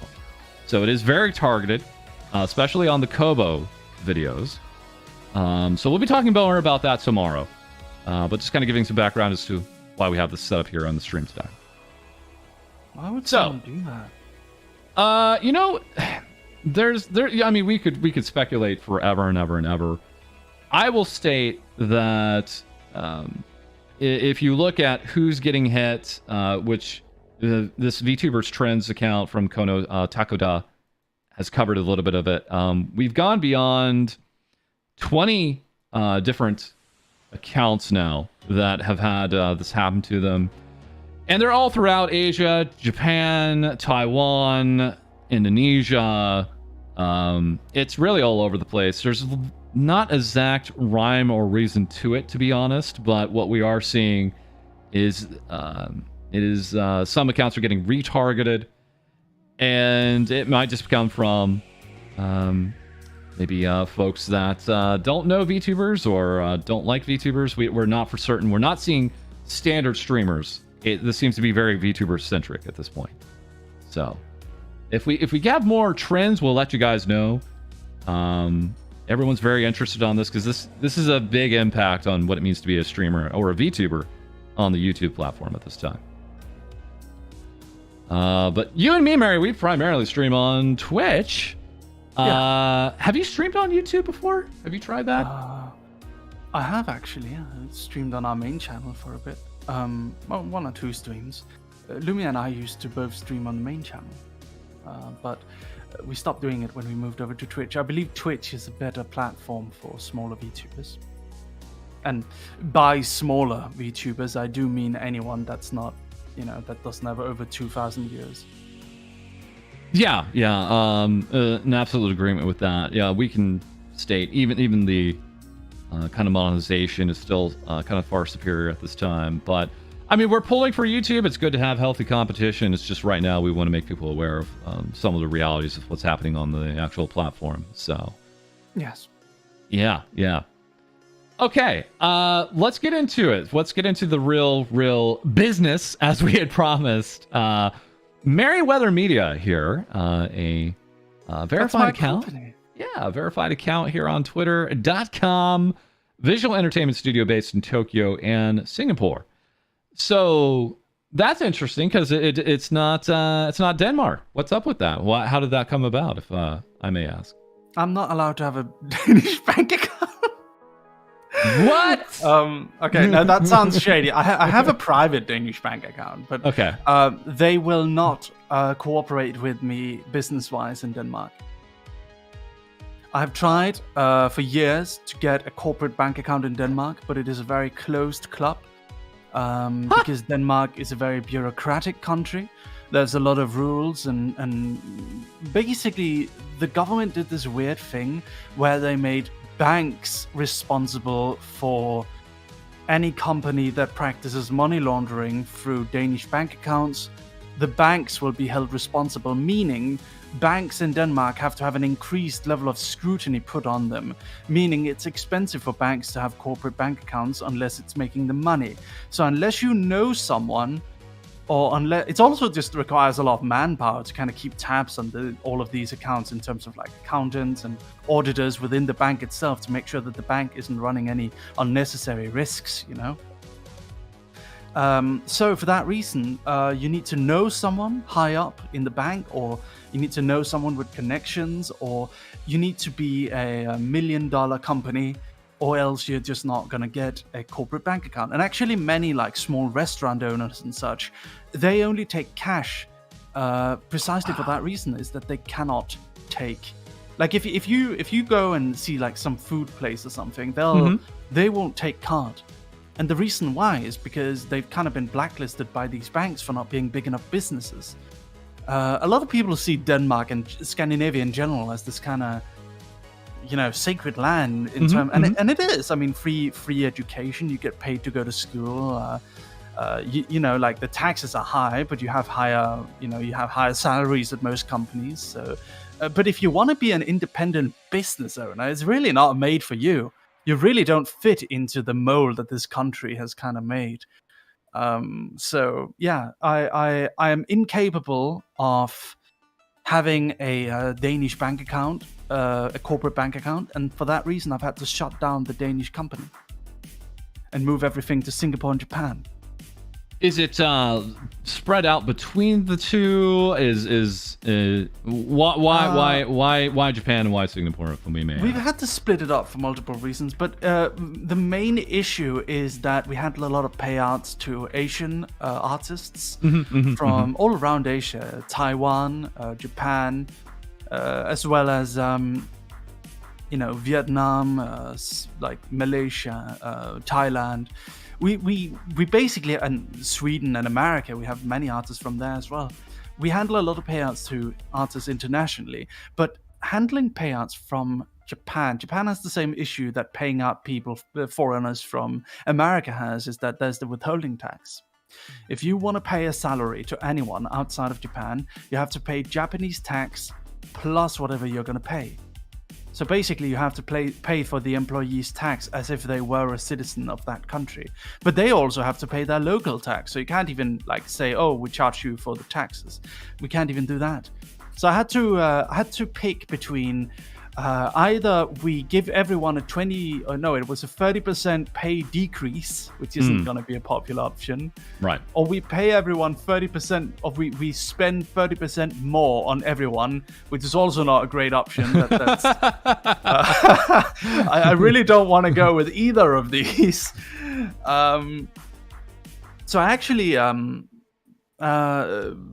actually just decided that we should have a entirely separate company in Singapore, and then we tie the actual comic production to the Singaporean company. So all comic stuff and revenue goes through Singapore, and then YouTube handles all video media that has to do with the YouTube, the Japanese voice actors and such.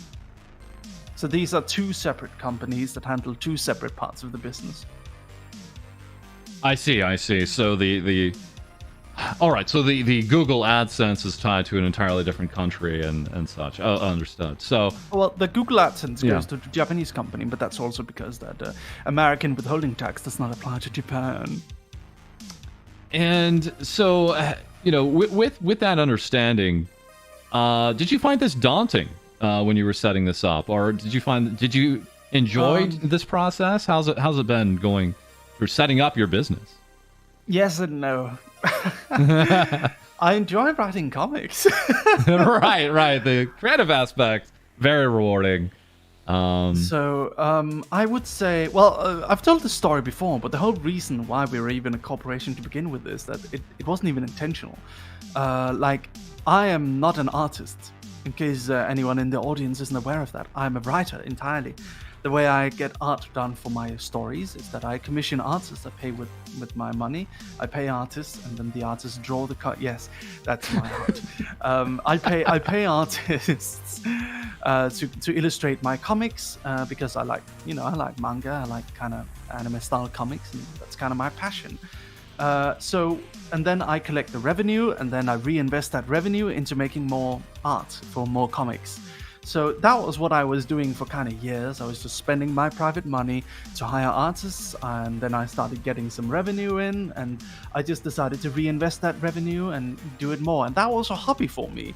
And then suddenly my Danish bank contacted me, and they had actually put a freeze on my bank account. And they were like, excuse me, sir, why are you paying out salaries to 7 different people spread throughout Asia? What's going on here? And to them, it was like a shady thing, you know. Yeah, it was yeah. incredibly shady, and you know, they're very much on, you know, they're very much on guard with that in Danish banks. And then I'm like, well, I mean, I'm just commissioning artists, and then I'm collecting revenue, and then, you know, I'm doing this little thing. And they're like, excuse me, sir, you can't run a corporation from your private bank account. And I'm like, I'm not running a corporation. I'm just paying people to do a job, and then I'm collecting earnings from that job, and then I'm using that to pay. Oh shit! I accidentally made a corporation. Exactly. Wait a second. That's a company. Yes, you did. And so I had to corporatize, and then went through a long and kind of like I had to pay a year's back taxes due to it. I hadn't realized because I hadn't documented any of it, so I had to hire some very expensive accountants to kind of go through and help me out, kind of talk with the government about all of this and sort it out to make sure I paid everything I was due and didn't have to overpay, you know, because a lot of the money I'd spent on salaries, I shouldn't have to pay taxes on everything, you know. So we went through a lot of back and forth with the government, and then at the end of it all, I was like, okay, now I'm gonna get a corporate bank account, right? Fuck no. No corporate bank account for you, you bastard. Fuck you, bitch. That's kind of the treatment I got from the Danish banks, I'd say. I contacted like several of them. I think there was like one bank who... Okay, so this is the experience I had when talking to the Danish bank, which is like the main bank in Denmark, right? Okay. Danske Bank, it's called. So here, pretend you're me. Just say, hello, I would like a corporate bank account. Hello, I'm Mary. I would like a corporate bank account, please. Here's the response, okay? Yeah, well, that's gonna cost you $6,000 a year. Maybe we can do it. We'll see. That's the actual response from these people. It's not even professional. Come on. Yeah. Wow. It really is a bit of a burden on them. They really don't want to do it. They just don't want to. Yeah. Like, it's just more of a nuisance to them than anything. They really don't want any business from there. They don't, unless your last name is like Maersk or Goldman Sachs. They don't want anything to do with you in Denmark. That's wildly stifling. Did it become immediately apparent like you're gonna have to set up somewhere else? Did you? I mean, what was it finally one of those pieces or? Why well, actually, right? Here's what I was so annoyed. I just booked a plane ticket to Japan, flew over there, talked to my Japanese lawyers, whom I already had them because I was trying to get a Japanese visa for a while. And then I was like, I want to start a Japanese company, and they told me, okay, we can do that. Give us a month. Month passed, I have a Japanese bank account and a Japanese company and a company seal, and I still have that seal. It's really cool. The seals are amazing. Yes. So yeah, that was way easier, and it's kind of crazy because Japan is actually considered more like complicated to get that kind of thing sorted. Japan is a very bureaucratic, old-fashioned company where you still have to send faxes and stuff. But I mean, just getting my lawyers to kind of handle it all, it was pretty easy. It was pretty smooth. Then after that, we obviously had, like, after a year of operating, we had the unfortunate realization that we basically owed a year's worth of withholding tax on every payment we ever made. So that was a big payout to the Japanese government. And then I realized we got to make a Singaporean company as well. Now, Merriweather Media has had a bit of a rebrand. Beforehand, Yes. I believe it was Merriweather Comics. And just for those who don't know, Merriweather Comics is still what we have for the Patreon. Patreon is still here for different kind of clubs and memberships. I'm sure that'll be updated sometime. But you've been very busy lately. Yeah. With especially with V Shoujo, of course. The V Shoujo Mythos series here, of course, with various different talents, of course, most recently with Vebe here, but also with other independent VTubers, I believe Buff Pop and Girl DM, I believe, recently had some lore videos done by your team. So we have an A and a B team. The A team do the Vshoujo, the B team do the indies. And those include some very, very cool people here, like Kari, V streamer on his own right, and then we also have Reina and others.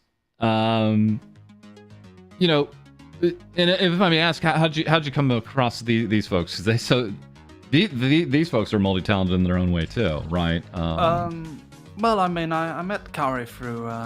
I met him on Twitch actually, and then I commissioned him to do Fox Girls Are Better, which was in collaboration with Lost Paws. We did that all three together, and then he sort of joined the company, and he's actually the manager of our Singaporean department. And that is where we have his location there. And then Reina doing some flying here recently too. Doing a lot of kind of co-directing pieces like that too. So yeah, it's a bit of a what we call a cottage industry. You know, it's been kind of a almost ongoing joke the past few weeks here, where it's like, oh, they're doing a lore video, we know who's making it, right? Like we know this is where it's coming from. I think to a lot of VTubers, it's very convenient to just sort of rely on us. If you want to get a lore video done on your own, you have to individually track down artists, and you know, in some cases, a single artist is not going to be able to do an entire lore video. It's sort of a multi-person job most of the time, unless you're dealing with Joachim Waller, who draws like 90% of the Vshoujo comics on his own, finishing 20 illustrations per day, who's like sort of an artist giga chat. But you know, I think it's very convenient for them to kind of lean on us. We have the infrastructure because we're a webcomic company to create video, even animations. We have sound design. We have everything kind of, you know, already within our own company. So it's been a weird pivot, but it's been a profitable pivot for sure. Froggy Locke in our comments actually has a question I was actually asking myself today. Is there any website where we can find these artists who work on Merriweather Media? Obviously, they're credited usually on the works and pieces like that. But is there like any grand listing index of any kind? Any plans for that? Or is it better not to have that and kind of keep it looser so it's not so formal? But there's obviously anxieties that I have had, like privately, about ever... you know, fully listing out every single person that works for us, and it is that, you know, poachers are a real thing in the industry. People will show up and kind of... But honestly, I don't really... As the years have passed, I've stopped kind of fearing that. I don't think any of our artists would leave. I think we give them all a pretty good, like, give them a lot of creative freedom. We give them high pay. Here's one funny thing. There's been this weird rumor that because some of our artists are from Southeast Asia, that must mean we hired them so we can pay them less. You know, most of the artists from Southeast Asia get paid more than like our American artists. I don't know about that. Yeah, my experience and just my very small amount of hiring other artists is the rates are pretty uniform worldwide. Yeah, I mean, by what I look for, at least. Yeah. Maybe in the early internet, before everyone kind of got like figured out how to set their commission prices right, you might have gotten away with, because I mean the money does have more buying power in Southeast Asia than it does in say America or Scandinavia. So you could get away with it, but I mean the artists all kind of figured the jig is up, you know. So we have artists who are just living in mansions over there in Southeast Asia because they get paid the same as a Scandinavian artist who lives in a, you know, in a studio apartment, but the money is just so much worth over there. They're practically millionaires.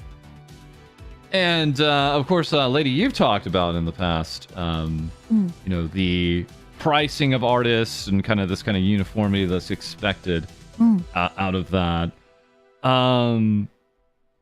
When you're like looking how to price, do you benchmark against other artists? Do you ask other artists like, hey, what's a good rate for this? Yeah. So if we I have. Did it sorry. Which part? I was gonna say if I did it myself, I would just never charge anything. I still don't. Yeah.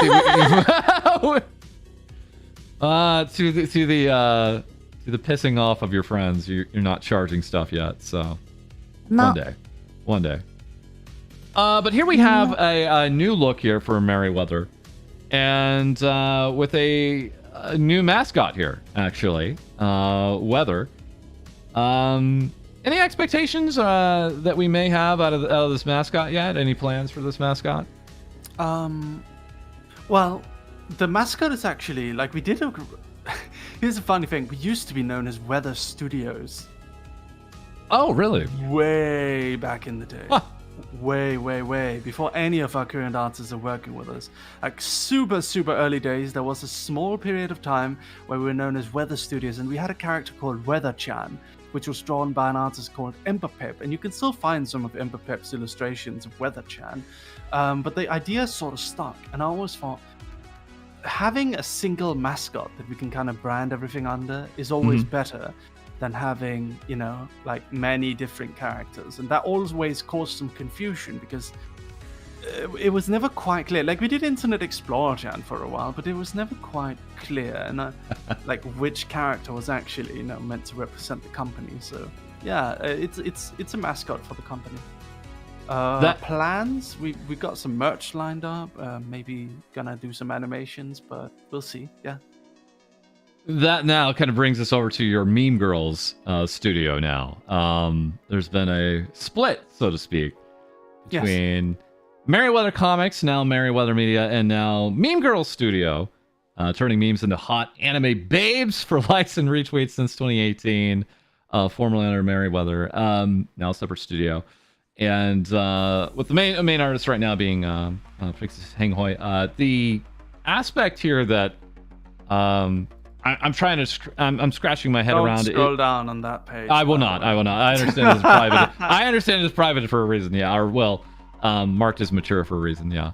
But for the Meme Girls aspect is do you approach this as like a business? Is like we're gonna profitize, or we're gonna profit off of it this way, or was it just look, we've made these comics, we found a way to monetize them, let's continue on with that? So I guess my question is was it surprising to you that they could be profitable? I mean, originally I never did it for profits at all. That came later. Right. I remember precisely the moment when we first became profitable. And it was, I believe, during the tail end of 2016. I had decided to move to Japan for a job at the time. And I wanted to move to Japan, but I didn't want to continue paying for the comic I had running at the time, which was The Crawling City. Now, running The Crawling City cost me about $700 a month, I remember, and I was paying for it from my private bank account. But moving to Japan, I would not, because I was quitting my Danish job, I had a sales job, I would not continue to have the same amount of revenue, and I would not be paid as much in Japan. So I wanted to find a solution. So I said, you know what, everyone, I'm going to start up a Patreon. If you want to support, feel free to. It would be very appreciated. And my hope was that we could reach $300 a month, because then I could pay for about half of it, and my the cost of running the comic would be sunk in about half. It was entirely a hobby for me. And then I remember I hit $3,000 within a month. So 10 times the amount yes. to that degree. And it really Wow. only got bigger throughout the year. So I spent that amount. Like I didn't use that amount to live off. I spent that amount on hiring other artists and then continuing from there. And that was just constant scaling up. And the only time I stopped scaling up was when I literally didn't have time to write more or ideas for writing more. Now, And yeah. that was the only time when I started receiving my own salary. Yeah, the reinvestment early on it's a major decision, right? Like how far do you want to push it before you kind of consider something your own salary? Yeah. But yeah, the split between Meme Girls and Meriwether Media is that Meriwether Media kind of grew really, really big. I've been having some issues with it lately. I don't know if you're aware. I have a lot of people kind of dogpiling on me every time I post a comic on it. I don't really know what's going on. I think it's popular to hate on anime lately, or people on Twitter are just toxic. I don't know what's going on. I don't notice that on any other social media. A dogpile means basically attacking someone. I receive a lot of harassment, even threats of violence towards me when, like, someone said that they should have beaten me when they saw me at a convention. Like, it's very weird and weirdly aggressive, and I don't really understand it. Like, it's had me kind of scratching my head for a while. It's not fun to receive that amount. Like, I know people say I should just ignore it, but it's a little bit hard to ignore when you have, like, that many followers and that many notifications all the time, you know? So I decided that I did not feel comfortable doing meme comics anymore. And the reason why I don't feel comfortable is because I don't even really think they're that funny. Like, yeah, they're fine for a little chuckle. You know, it's like a Garfield comic to me, you know? Like, it's more just like, hey, fun, like Garfield is basically just cute mascot Sunday morning comic, you know? In the same way, it's just, oh, cute anime girl, little scenario here, a little bit of aesthetic, and then, you know, comments on some sort of, you know, current meme or anything. It's more like a way of showcasing artwork than anything else. But yeah, there was definitely sort of a shift, and it happened very much the moment the pandemic happened. I noticed a massive increase in harassment. It was a very, like, night and day, very sudden, that when the pandemic happened, everyone kind of universally decided to start hating anime. I have my own theories on it. I think it's because all the Zoomers got off school and then they started getting involved in Twitter more. I think that's it. A lot of even this most recent comic. Okay, so this comic was meant to be just, okay, it's a weird girl on a train. The guy asks her a weird question, which is like, it's kind of weird to think everyone on this train is a real conscious human being, huh? And then she starts teasing him and, like, introducing the idea of solipsism, or, you know, the P-zombies. P-zombies are philosophical zombies. It's basically the theory that other people aren't actually sentient, that they could basically just act like real people without actually having sentience like you think you have. It's not meant to be, and it's not even meant to actually be in defense of solipsism or anything like that. It's just a weird comic about a weird girl on a subway, and people decided that this was about nihilism because the girl has this, like, one line in it where it's like, I see you as a lump of meat and bones or something in the comic, and a lot of, like, people decided that this was me trying to be deep and promoting nihilism, like in Rick and Morty or something, you know? Nothing matters, Morty. No, that's not what I was doing. I was just writing a weird comic about a weird girl, which is like 90% of my comics anyway. Even if it was, like, what's the issue with that? I don't know. I've no Like, idea. so, okay, and?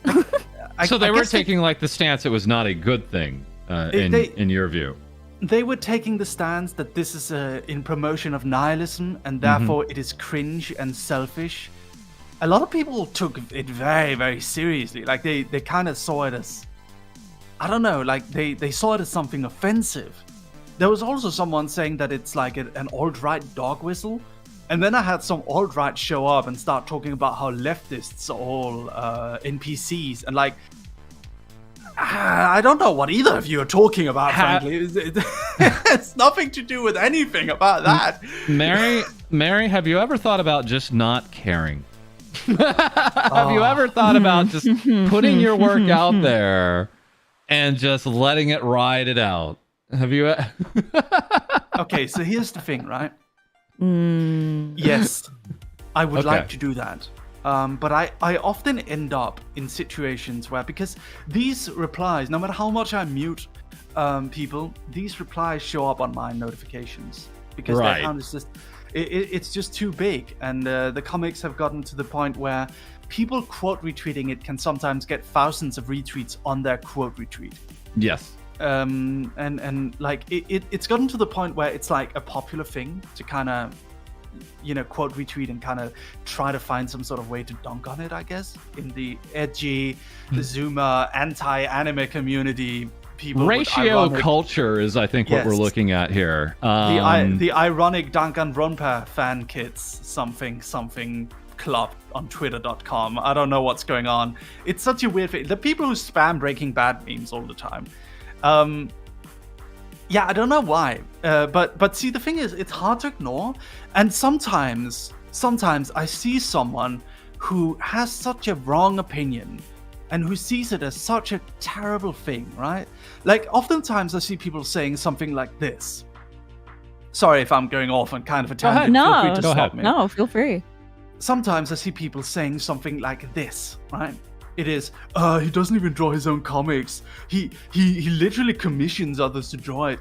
And I just wanna stop and grab them by the side of the head. And I'm like, yes, that's what studios do. What are you talking about? It's a studio. It says in the first line on the bio, we're a studio. Is that wrong? I don't know.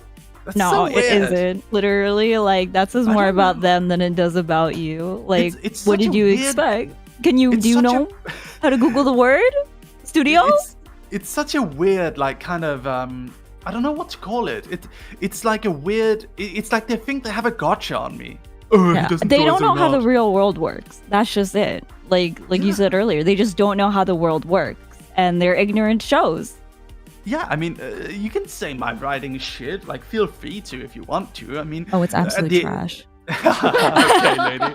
Wow. Kidding. Lady's I love really it. smug today. She was also smug before we started recording. I don't Dude, know. I don't know, but like that pisses me off. Like I'm angry that that's happening to you, and that it will never stop I don't know. It's because it's the weird. internet. It's the internet. Yeah, It's just I think it's a platform so problem. dumb. To be honest, If I may interject, I Yes. feel this is a platform problem with Twitter right now. Here's the thing. I run a YouTube channel that now has hundreds of comments on its videos on the daily, and a lot of the comments I don't really agree with. They have different interpretations of what's going on in there, and yeah, sometimes they're very far left or far right, and there was no intentions to go that way. But as a platform of YouTube, at least with its comments, this is wild. They have the like system where usually, you know, the better, more like comments go to the top. They have a dislike system where they go to the bottom. And yes, you can hide actual comments. You can delete comments if you really need to curate those to your preference. But here's what YouTube doesn't have. It doesn't have a quote retweet feature. Like, there's no way for someone to take your video. Like, they can talk shit about it in their private little discords. It's not going to affect you, you know? But there's no way for them to take your video and then kind of get a whole other video kind of riding off. I guess the commentary people do that, but that's, like, hard. That requires editing, you know? Like, that requires a lot of dedication. A tweet doesn't require a lot of dedication. I really think that the quote retweet button was a mistake. because it's so often just used for harassment purposes. Mm, Like mm. people back in the day, before the quote, like I've been on Twitter for years. I've been on Twitter since before the quote retweet button was a thing. Back in the day, if someone wanted to talk shit about a comic, they had to do it in the replies to that tweet, and others would see it, and others would call them out on it. And it was kind of like a detergent. Like if you want to say something that's obviously wrong, if you want to kind of talk shit about this creator, you have to do it in a reply where all his other followers can see it. And unless what you're saying has merit, you're not gonna get a positive reception. But now what people can do is they can take the tweet, and then instead of letting anyone who actually likes what is in the tweet see it, they can just tweet it out to their own little huckbox of fellow mutuals. Yeah. And then they can say whatever shit they want because no one's going to call them out on it, because the only person who's actually going to see it at the end of the day, most likely, is the person who created the comic. So I have to see all of these horrendous shit being said about me that, very little of it is true. Like, criticisms of the comic that has nothing to do with the comic itself, or just calling me, a cringe, terrible person for merely just, I don't know, just making a stupid little comic about a meme or whatever. And all of their friends kind of gang up on it, and I see all of this on my notifications. It gets bumped to the top of my notifications every time anyone interacts with it. And I don't know, and if I reply to it, then I'm a big account and I'm not supposed to reply to that. I don't know. It's very difficult. You're in a very tough position. Yeah. Of you can do something about it, but if you do, it's just gonna backlash on you. Maybe I don't know, but I don't that know. sucks. That's I absolutely. still pivot and say it's a platform issue. One of our mods, Davidia, came in here with the 5 saying it's not a platform problem because every time Davidia is talking, she's disagreeing with me. But no, Divi, good seeing you. Thank you. Well, I mean, her other point here is also very salient. You encounter these people regardless of what they post. It's a sad reality. It's true. It's Twitter may foster some of this. YouTube does foster some of this. I would say it's still a platform issue because of, I mean, look at what we're talking about. We're talking about the notification system on Twitter. Yes. For those who don't have Twitter, congratulations, you're the better for it in many cases. But the notification system is very, very dumb. It doesn't allow you to curate notifications too much. Basically, anyone and everyone that wants to throw a message at you generally can. And I don't see think it most likely if you check. Yeah, because that's where other people are talking about you, people you want to know that are talking about you, right? And your friends and such. A lot of people, it's really hard to talk to people about this, and it's really hard to kind of, because everyone just says just ignore it. People talk shit about me all the time. Just ignore it, bro. It's not that fucking easy when it's constant. Every single day, every single moment. The moment you post something, you get 1 in 10 people are talking shit about you. Right. Statistically, that's just gonna happen. And that's more than a one guy. That's more than just being one guy, and it throws off again the whole vibe of your output for the day and your mood. It sticks with you even longer than a day.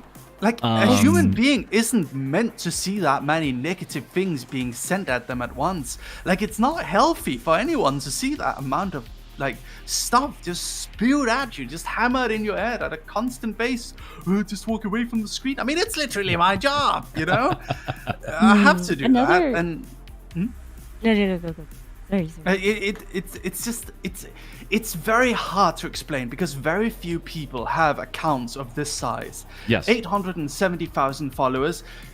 No matter what, all tweets I tweet, every single tweet I make is going to go outside of the target demographic just because it gets I've noticed this, right? And it's because Twitter put me on this weird list where every single comic I put out just gets promoted to everyone with an interest in anime. They kind of hyper boosted my account. I don't really know if it's unintentional or something. I have no idea. If your account has when you set up your account, if you say you're interested in anime, you're going to see my tweets on your timeline, which is really good. I mean, thanks, Twitter, but it's also really, I don't know, it's good and bad at the same time, I guess. I would also say a part of, and I've witnessed this on the political side of Twitter, which I used to have experience in. I don't anymore, thankfully. Twitter is about pushing engagement, so they actually will push users that have contrary opinions to accounts to get discussion moving. It is a part of their algorithm. I don't know if it still is at this time, but it's very real in the political realm. It wouldn't be surprising to see it just leak out into every other hobby that there is on there, because again, the more quote-unquote engagement they see is the better, even though it can be toxic. Yes. So yeah, it's almost dumb by design. It is toxic by design. It's not exclusively a Twitter problem. It's just Twitter really has an interesting way of punctuating it in a way that hits you way harder than like a YouTube comment, way harder than even a comment you see on your stream or something like that. Because you see, like, it feels like there's a whole backing to it. You see these likes from sock puppet accounts. You think there's more people against you than there actually are, and it gets out of hand. The thing is, right, like, when you receive these things that are, like, I'm pretty good at ignoring it 90% of the time, right? I actually feel like I am pretty good at ignoring all of this stuff 90% of the time. But the problem is that 10%, when I'm like sitting there, I've been hammered with this all day while trying to like look through the notifications of our comics, and then like I see enough people saying like blatantly wrong things about our company, and then I see people replying to those things, and sometimes people, this is like the worst thing, right? This is the worst thing I notice.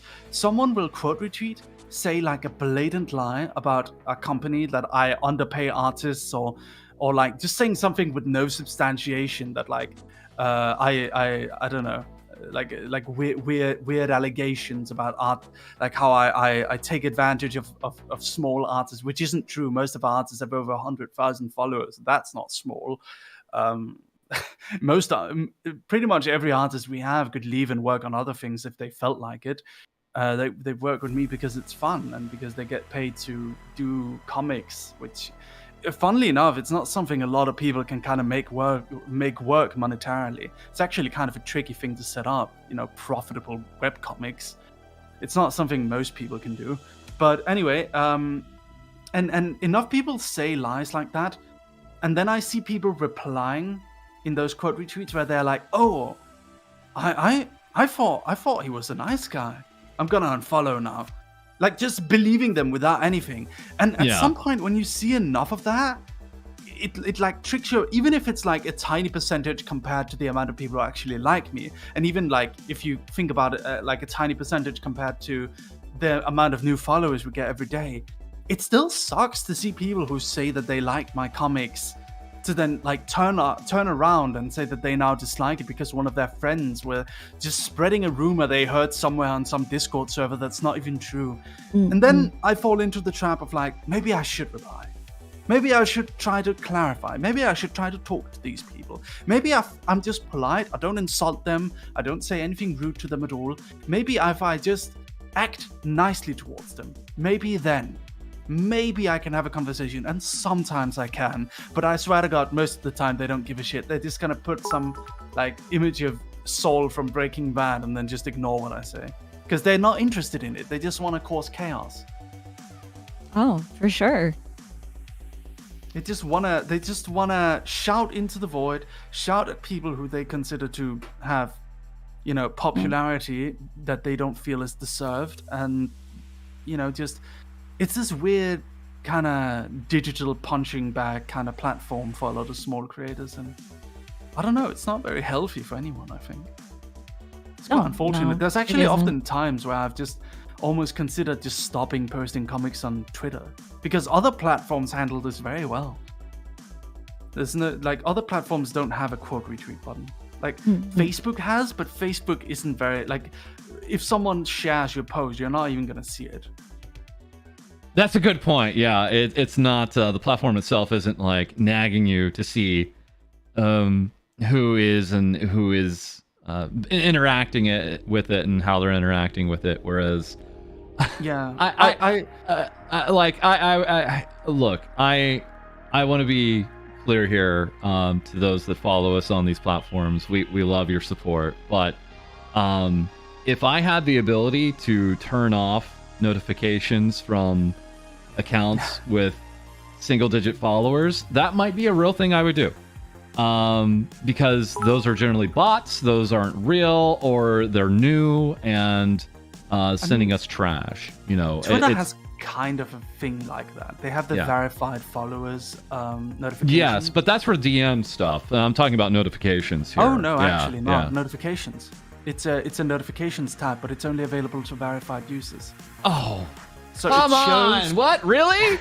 Yes, but it's not very good because all it does, it just shows notifications from other verified users, so it doesn't solve the problem. I guess it's good for like Hollywood actors or politicians. I wouldn't say it's good for like content creators because like 70% of us are unrightfully not verified. So, you know, even though many of us should be verified, it's very hard as an online content creator to get verified.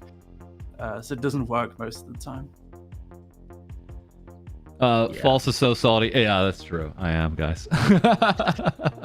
And also, to those saying I don't have followers, that's not a dig because I have multiple accounts that I have without any followers too. Sometimes it's just nice to have that. Yeah, but it's a piece where when you're trying to weigh what is important and what is not, Twitter is not good about giving you those options. It's just not, and it just throws nearly everything at you in equal measure. And yeah, I still say it's a platform issue. So, I agree. With that said, but yeah, Meriwether Media is now separate from Meriwether Comics. Well, Meriwether Media is now separate from Meme Girls. They're both under the same production company, but the main account is what we consider flagship comics. They're comics which I personally write and which I personally consider to be of good quality. So we have stuff like Goth Girl and Jock and other things that I consider to be something that average humans can kind of look at and enjoy. So you don't need to be like someone who browses Reddit to understand it. Like you don't need to be a big meme head to kind of it's not see. big in jokes and things like that. Yeah. Understood. But I also, despite my weakness, because I could have just continued doing anime style comics. I honestly think it would have been successful no matter how long we did it. Like meme comics, I could just continue doing it. Like it was popular among content creators. It's popular among normal followers. If I could just ignore the harassment, I could have continued to do it, which is why I don't think it's fair to stop it. Also, we have a lot of artists who genuinely loves doing it, so I don't consider that to be fair. But what we decided then is to make it a separate studio, so the artists can continue kind of doing meme comics. We can continue publishing them using our YouTube platform, but I'm not the one who's in charge of it, and that's good because the artists can have a good fun laughing at all the weirdos kind of trying to harass them when it doesn't work. I do know Mao threatened to draw lewd art of anyone who harassed them over it. So that's a whole thing. Mao is one of our artists from Taiwan. He has very little patience for he will go toxic right back at them, so he's having fun over on the Meme Girls account. I love this. Twitter is gatekeeping False from his own mental health. Thank you for that, Pim and Moonpine. Thank you. There's some truth to that. I mean, there's a very good question here that we've all been wondering. Maybe no answer to it. You don't have to comment on it. But will Weather be a VTuber in the future? Maybe. It's always kind of difficult getting like an official voice for what is at the end of the day a company mascot. Right, because if they say something, well, is that the whole company saying that now? Or yeah, that's understood. This is a little different even from like the Elizabeth character, right? Where existing character, but not like some kind of official face of the company, so to speak. Understood. Yeah, understood. And it would be kind of difficult because I think a lot of the appeal of VTubing, like we went away from the Kizuna Eye pre-scripted videos a long time ago. The big appeal of VTubing as it exists right now is through, streaming and live interactions. And at some point, is this VTuber going to slip up and act a little bit too casual? And, so I wouldn't say, I would rather do another VTuber, like from scratch. Yeah. We have just a little bit left here. So, firstly, we have this ridiculous tweet that we're going to throw back in your face. I don't think I'll ever really be a star, but if I can be around to help other VTubers and cheer them on as they reach their potential, then I'll be happy, says the man with a tweet here with nearly 3,000 likes on it. You know, it's a I can think both you and I can attest. It's an interesting road, building a following and trying to understand how you know where you belong in this kind of environment that does now have like real superstars, right? And kind of looking at them as like, well, is my content going to get me there? I will push back on this and say you never know. You'll never know. You can't bank on it, but also to say, you know, if you think you'll never ever really be a star, I would say, you know, fate may have a different plan for you on that. Well, I shall certainly welcome it if people want to make me into a star. But I would say that there's like in my mind there are two different types of VTubers. We have VTubers who are kind of crafters. That would be artists, riggers, musicians, FalseEyeD as an example. People who, you know, graphic designers, people who kind of create the content for the big people like Iron Mouse, Vebe, Nyanos, those kind of VTubers. And I would consider, I have decided that I fit into that group more than trying to be Iron Mouse, Nyanos, or Vebe in terms of popularity. I'm a writer. I'm someone who helps them kind of shine their brightest. I like to consider myself a side character in other people's stories. That's how I relax. It's a weird way of thinking. I don't know. Lady, I received what you sent me. Can I share that? Sure. Yeah. Okay. Speaking of a side character in someone else's story, here we have this work of you and Lumi. This is just drawn now by a lady. Oh. This is drawn by a lady here. This is well drawn. Big, strong, protective woman. It came to my head when you started talking about the cosplay bags. And I was like, I need to doodle this. But can't do anything about it. Wow. This is a great art. Lumi's gonna love this. So you two are going to be busy coming up here because I see in this work here, you're going to be part of the Stockholm International Comic Festival coming up actually this weekend, actually. Yes. And saying can't wait to see my on an Scandinavian undercover readers. mission for the Danish intelligence service to go and destabilize Sweden. One could argue they're already destabilized and they don't know it, but they. But this piece also coming from Joa, Swedish manga artist. Yeah, we love our Joachim Swedish friends. is amazing. You know Joachim, right? He's probably, in terms of like output and quality of output at the same time, he is our best artist. He can draw. I'm not even kidding. For Zendre's Law video right now, he's drawing this 20 illustrations every single day. Wow. So, I mean, that sounds like animation at that point, right? Like, that's okay. Like, he's like a Shonen Jump artist in terms of output. He's crazy. I worry worry about their working health. at a meat factory. You know, he was working at a meat factory when I was talking to him, and then I just told him I would pay him double what they pay him to come do comics with me again. I don't know why. Like, I don't know why Swedes are weird. They couldn't give the literally best anime art, like manga artist in all of Sweden enough money, I guess. I don't know. It's so weird. And Lumi is very, very, very happy about the convention this time in Sweden, giving us some heavy breathing here. What else do we have? Well, also coming up, Dallas DreamHack, as a matter of fact. That's coming up in June. And we have we have a collection here of folks here. Bao, your good friend Lost Paws, Lumi, 2N, Uni, and I believe also there was an announcement for Vienna after this with yourself, beyond just the Mary piece here. So the weird thing is, right, we actually sent in all of our official images, but they, like, whoever runs their social media just decided to just find something on our Twitter. So they took this from my banner, from my comic account, Right. and just didn't look into it any further. So there's a slight correction and then an addition after this. Yeah. Yes. And the last question is how will Noble appear here? Will he be in his VTuber form or not? We'll see, but looking forward to it. Yeah. So great, fantastic.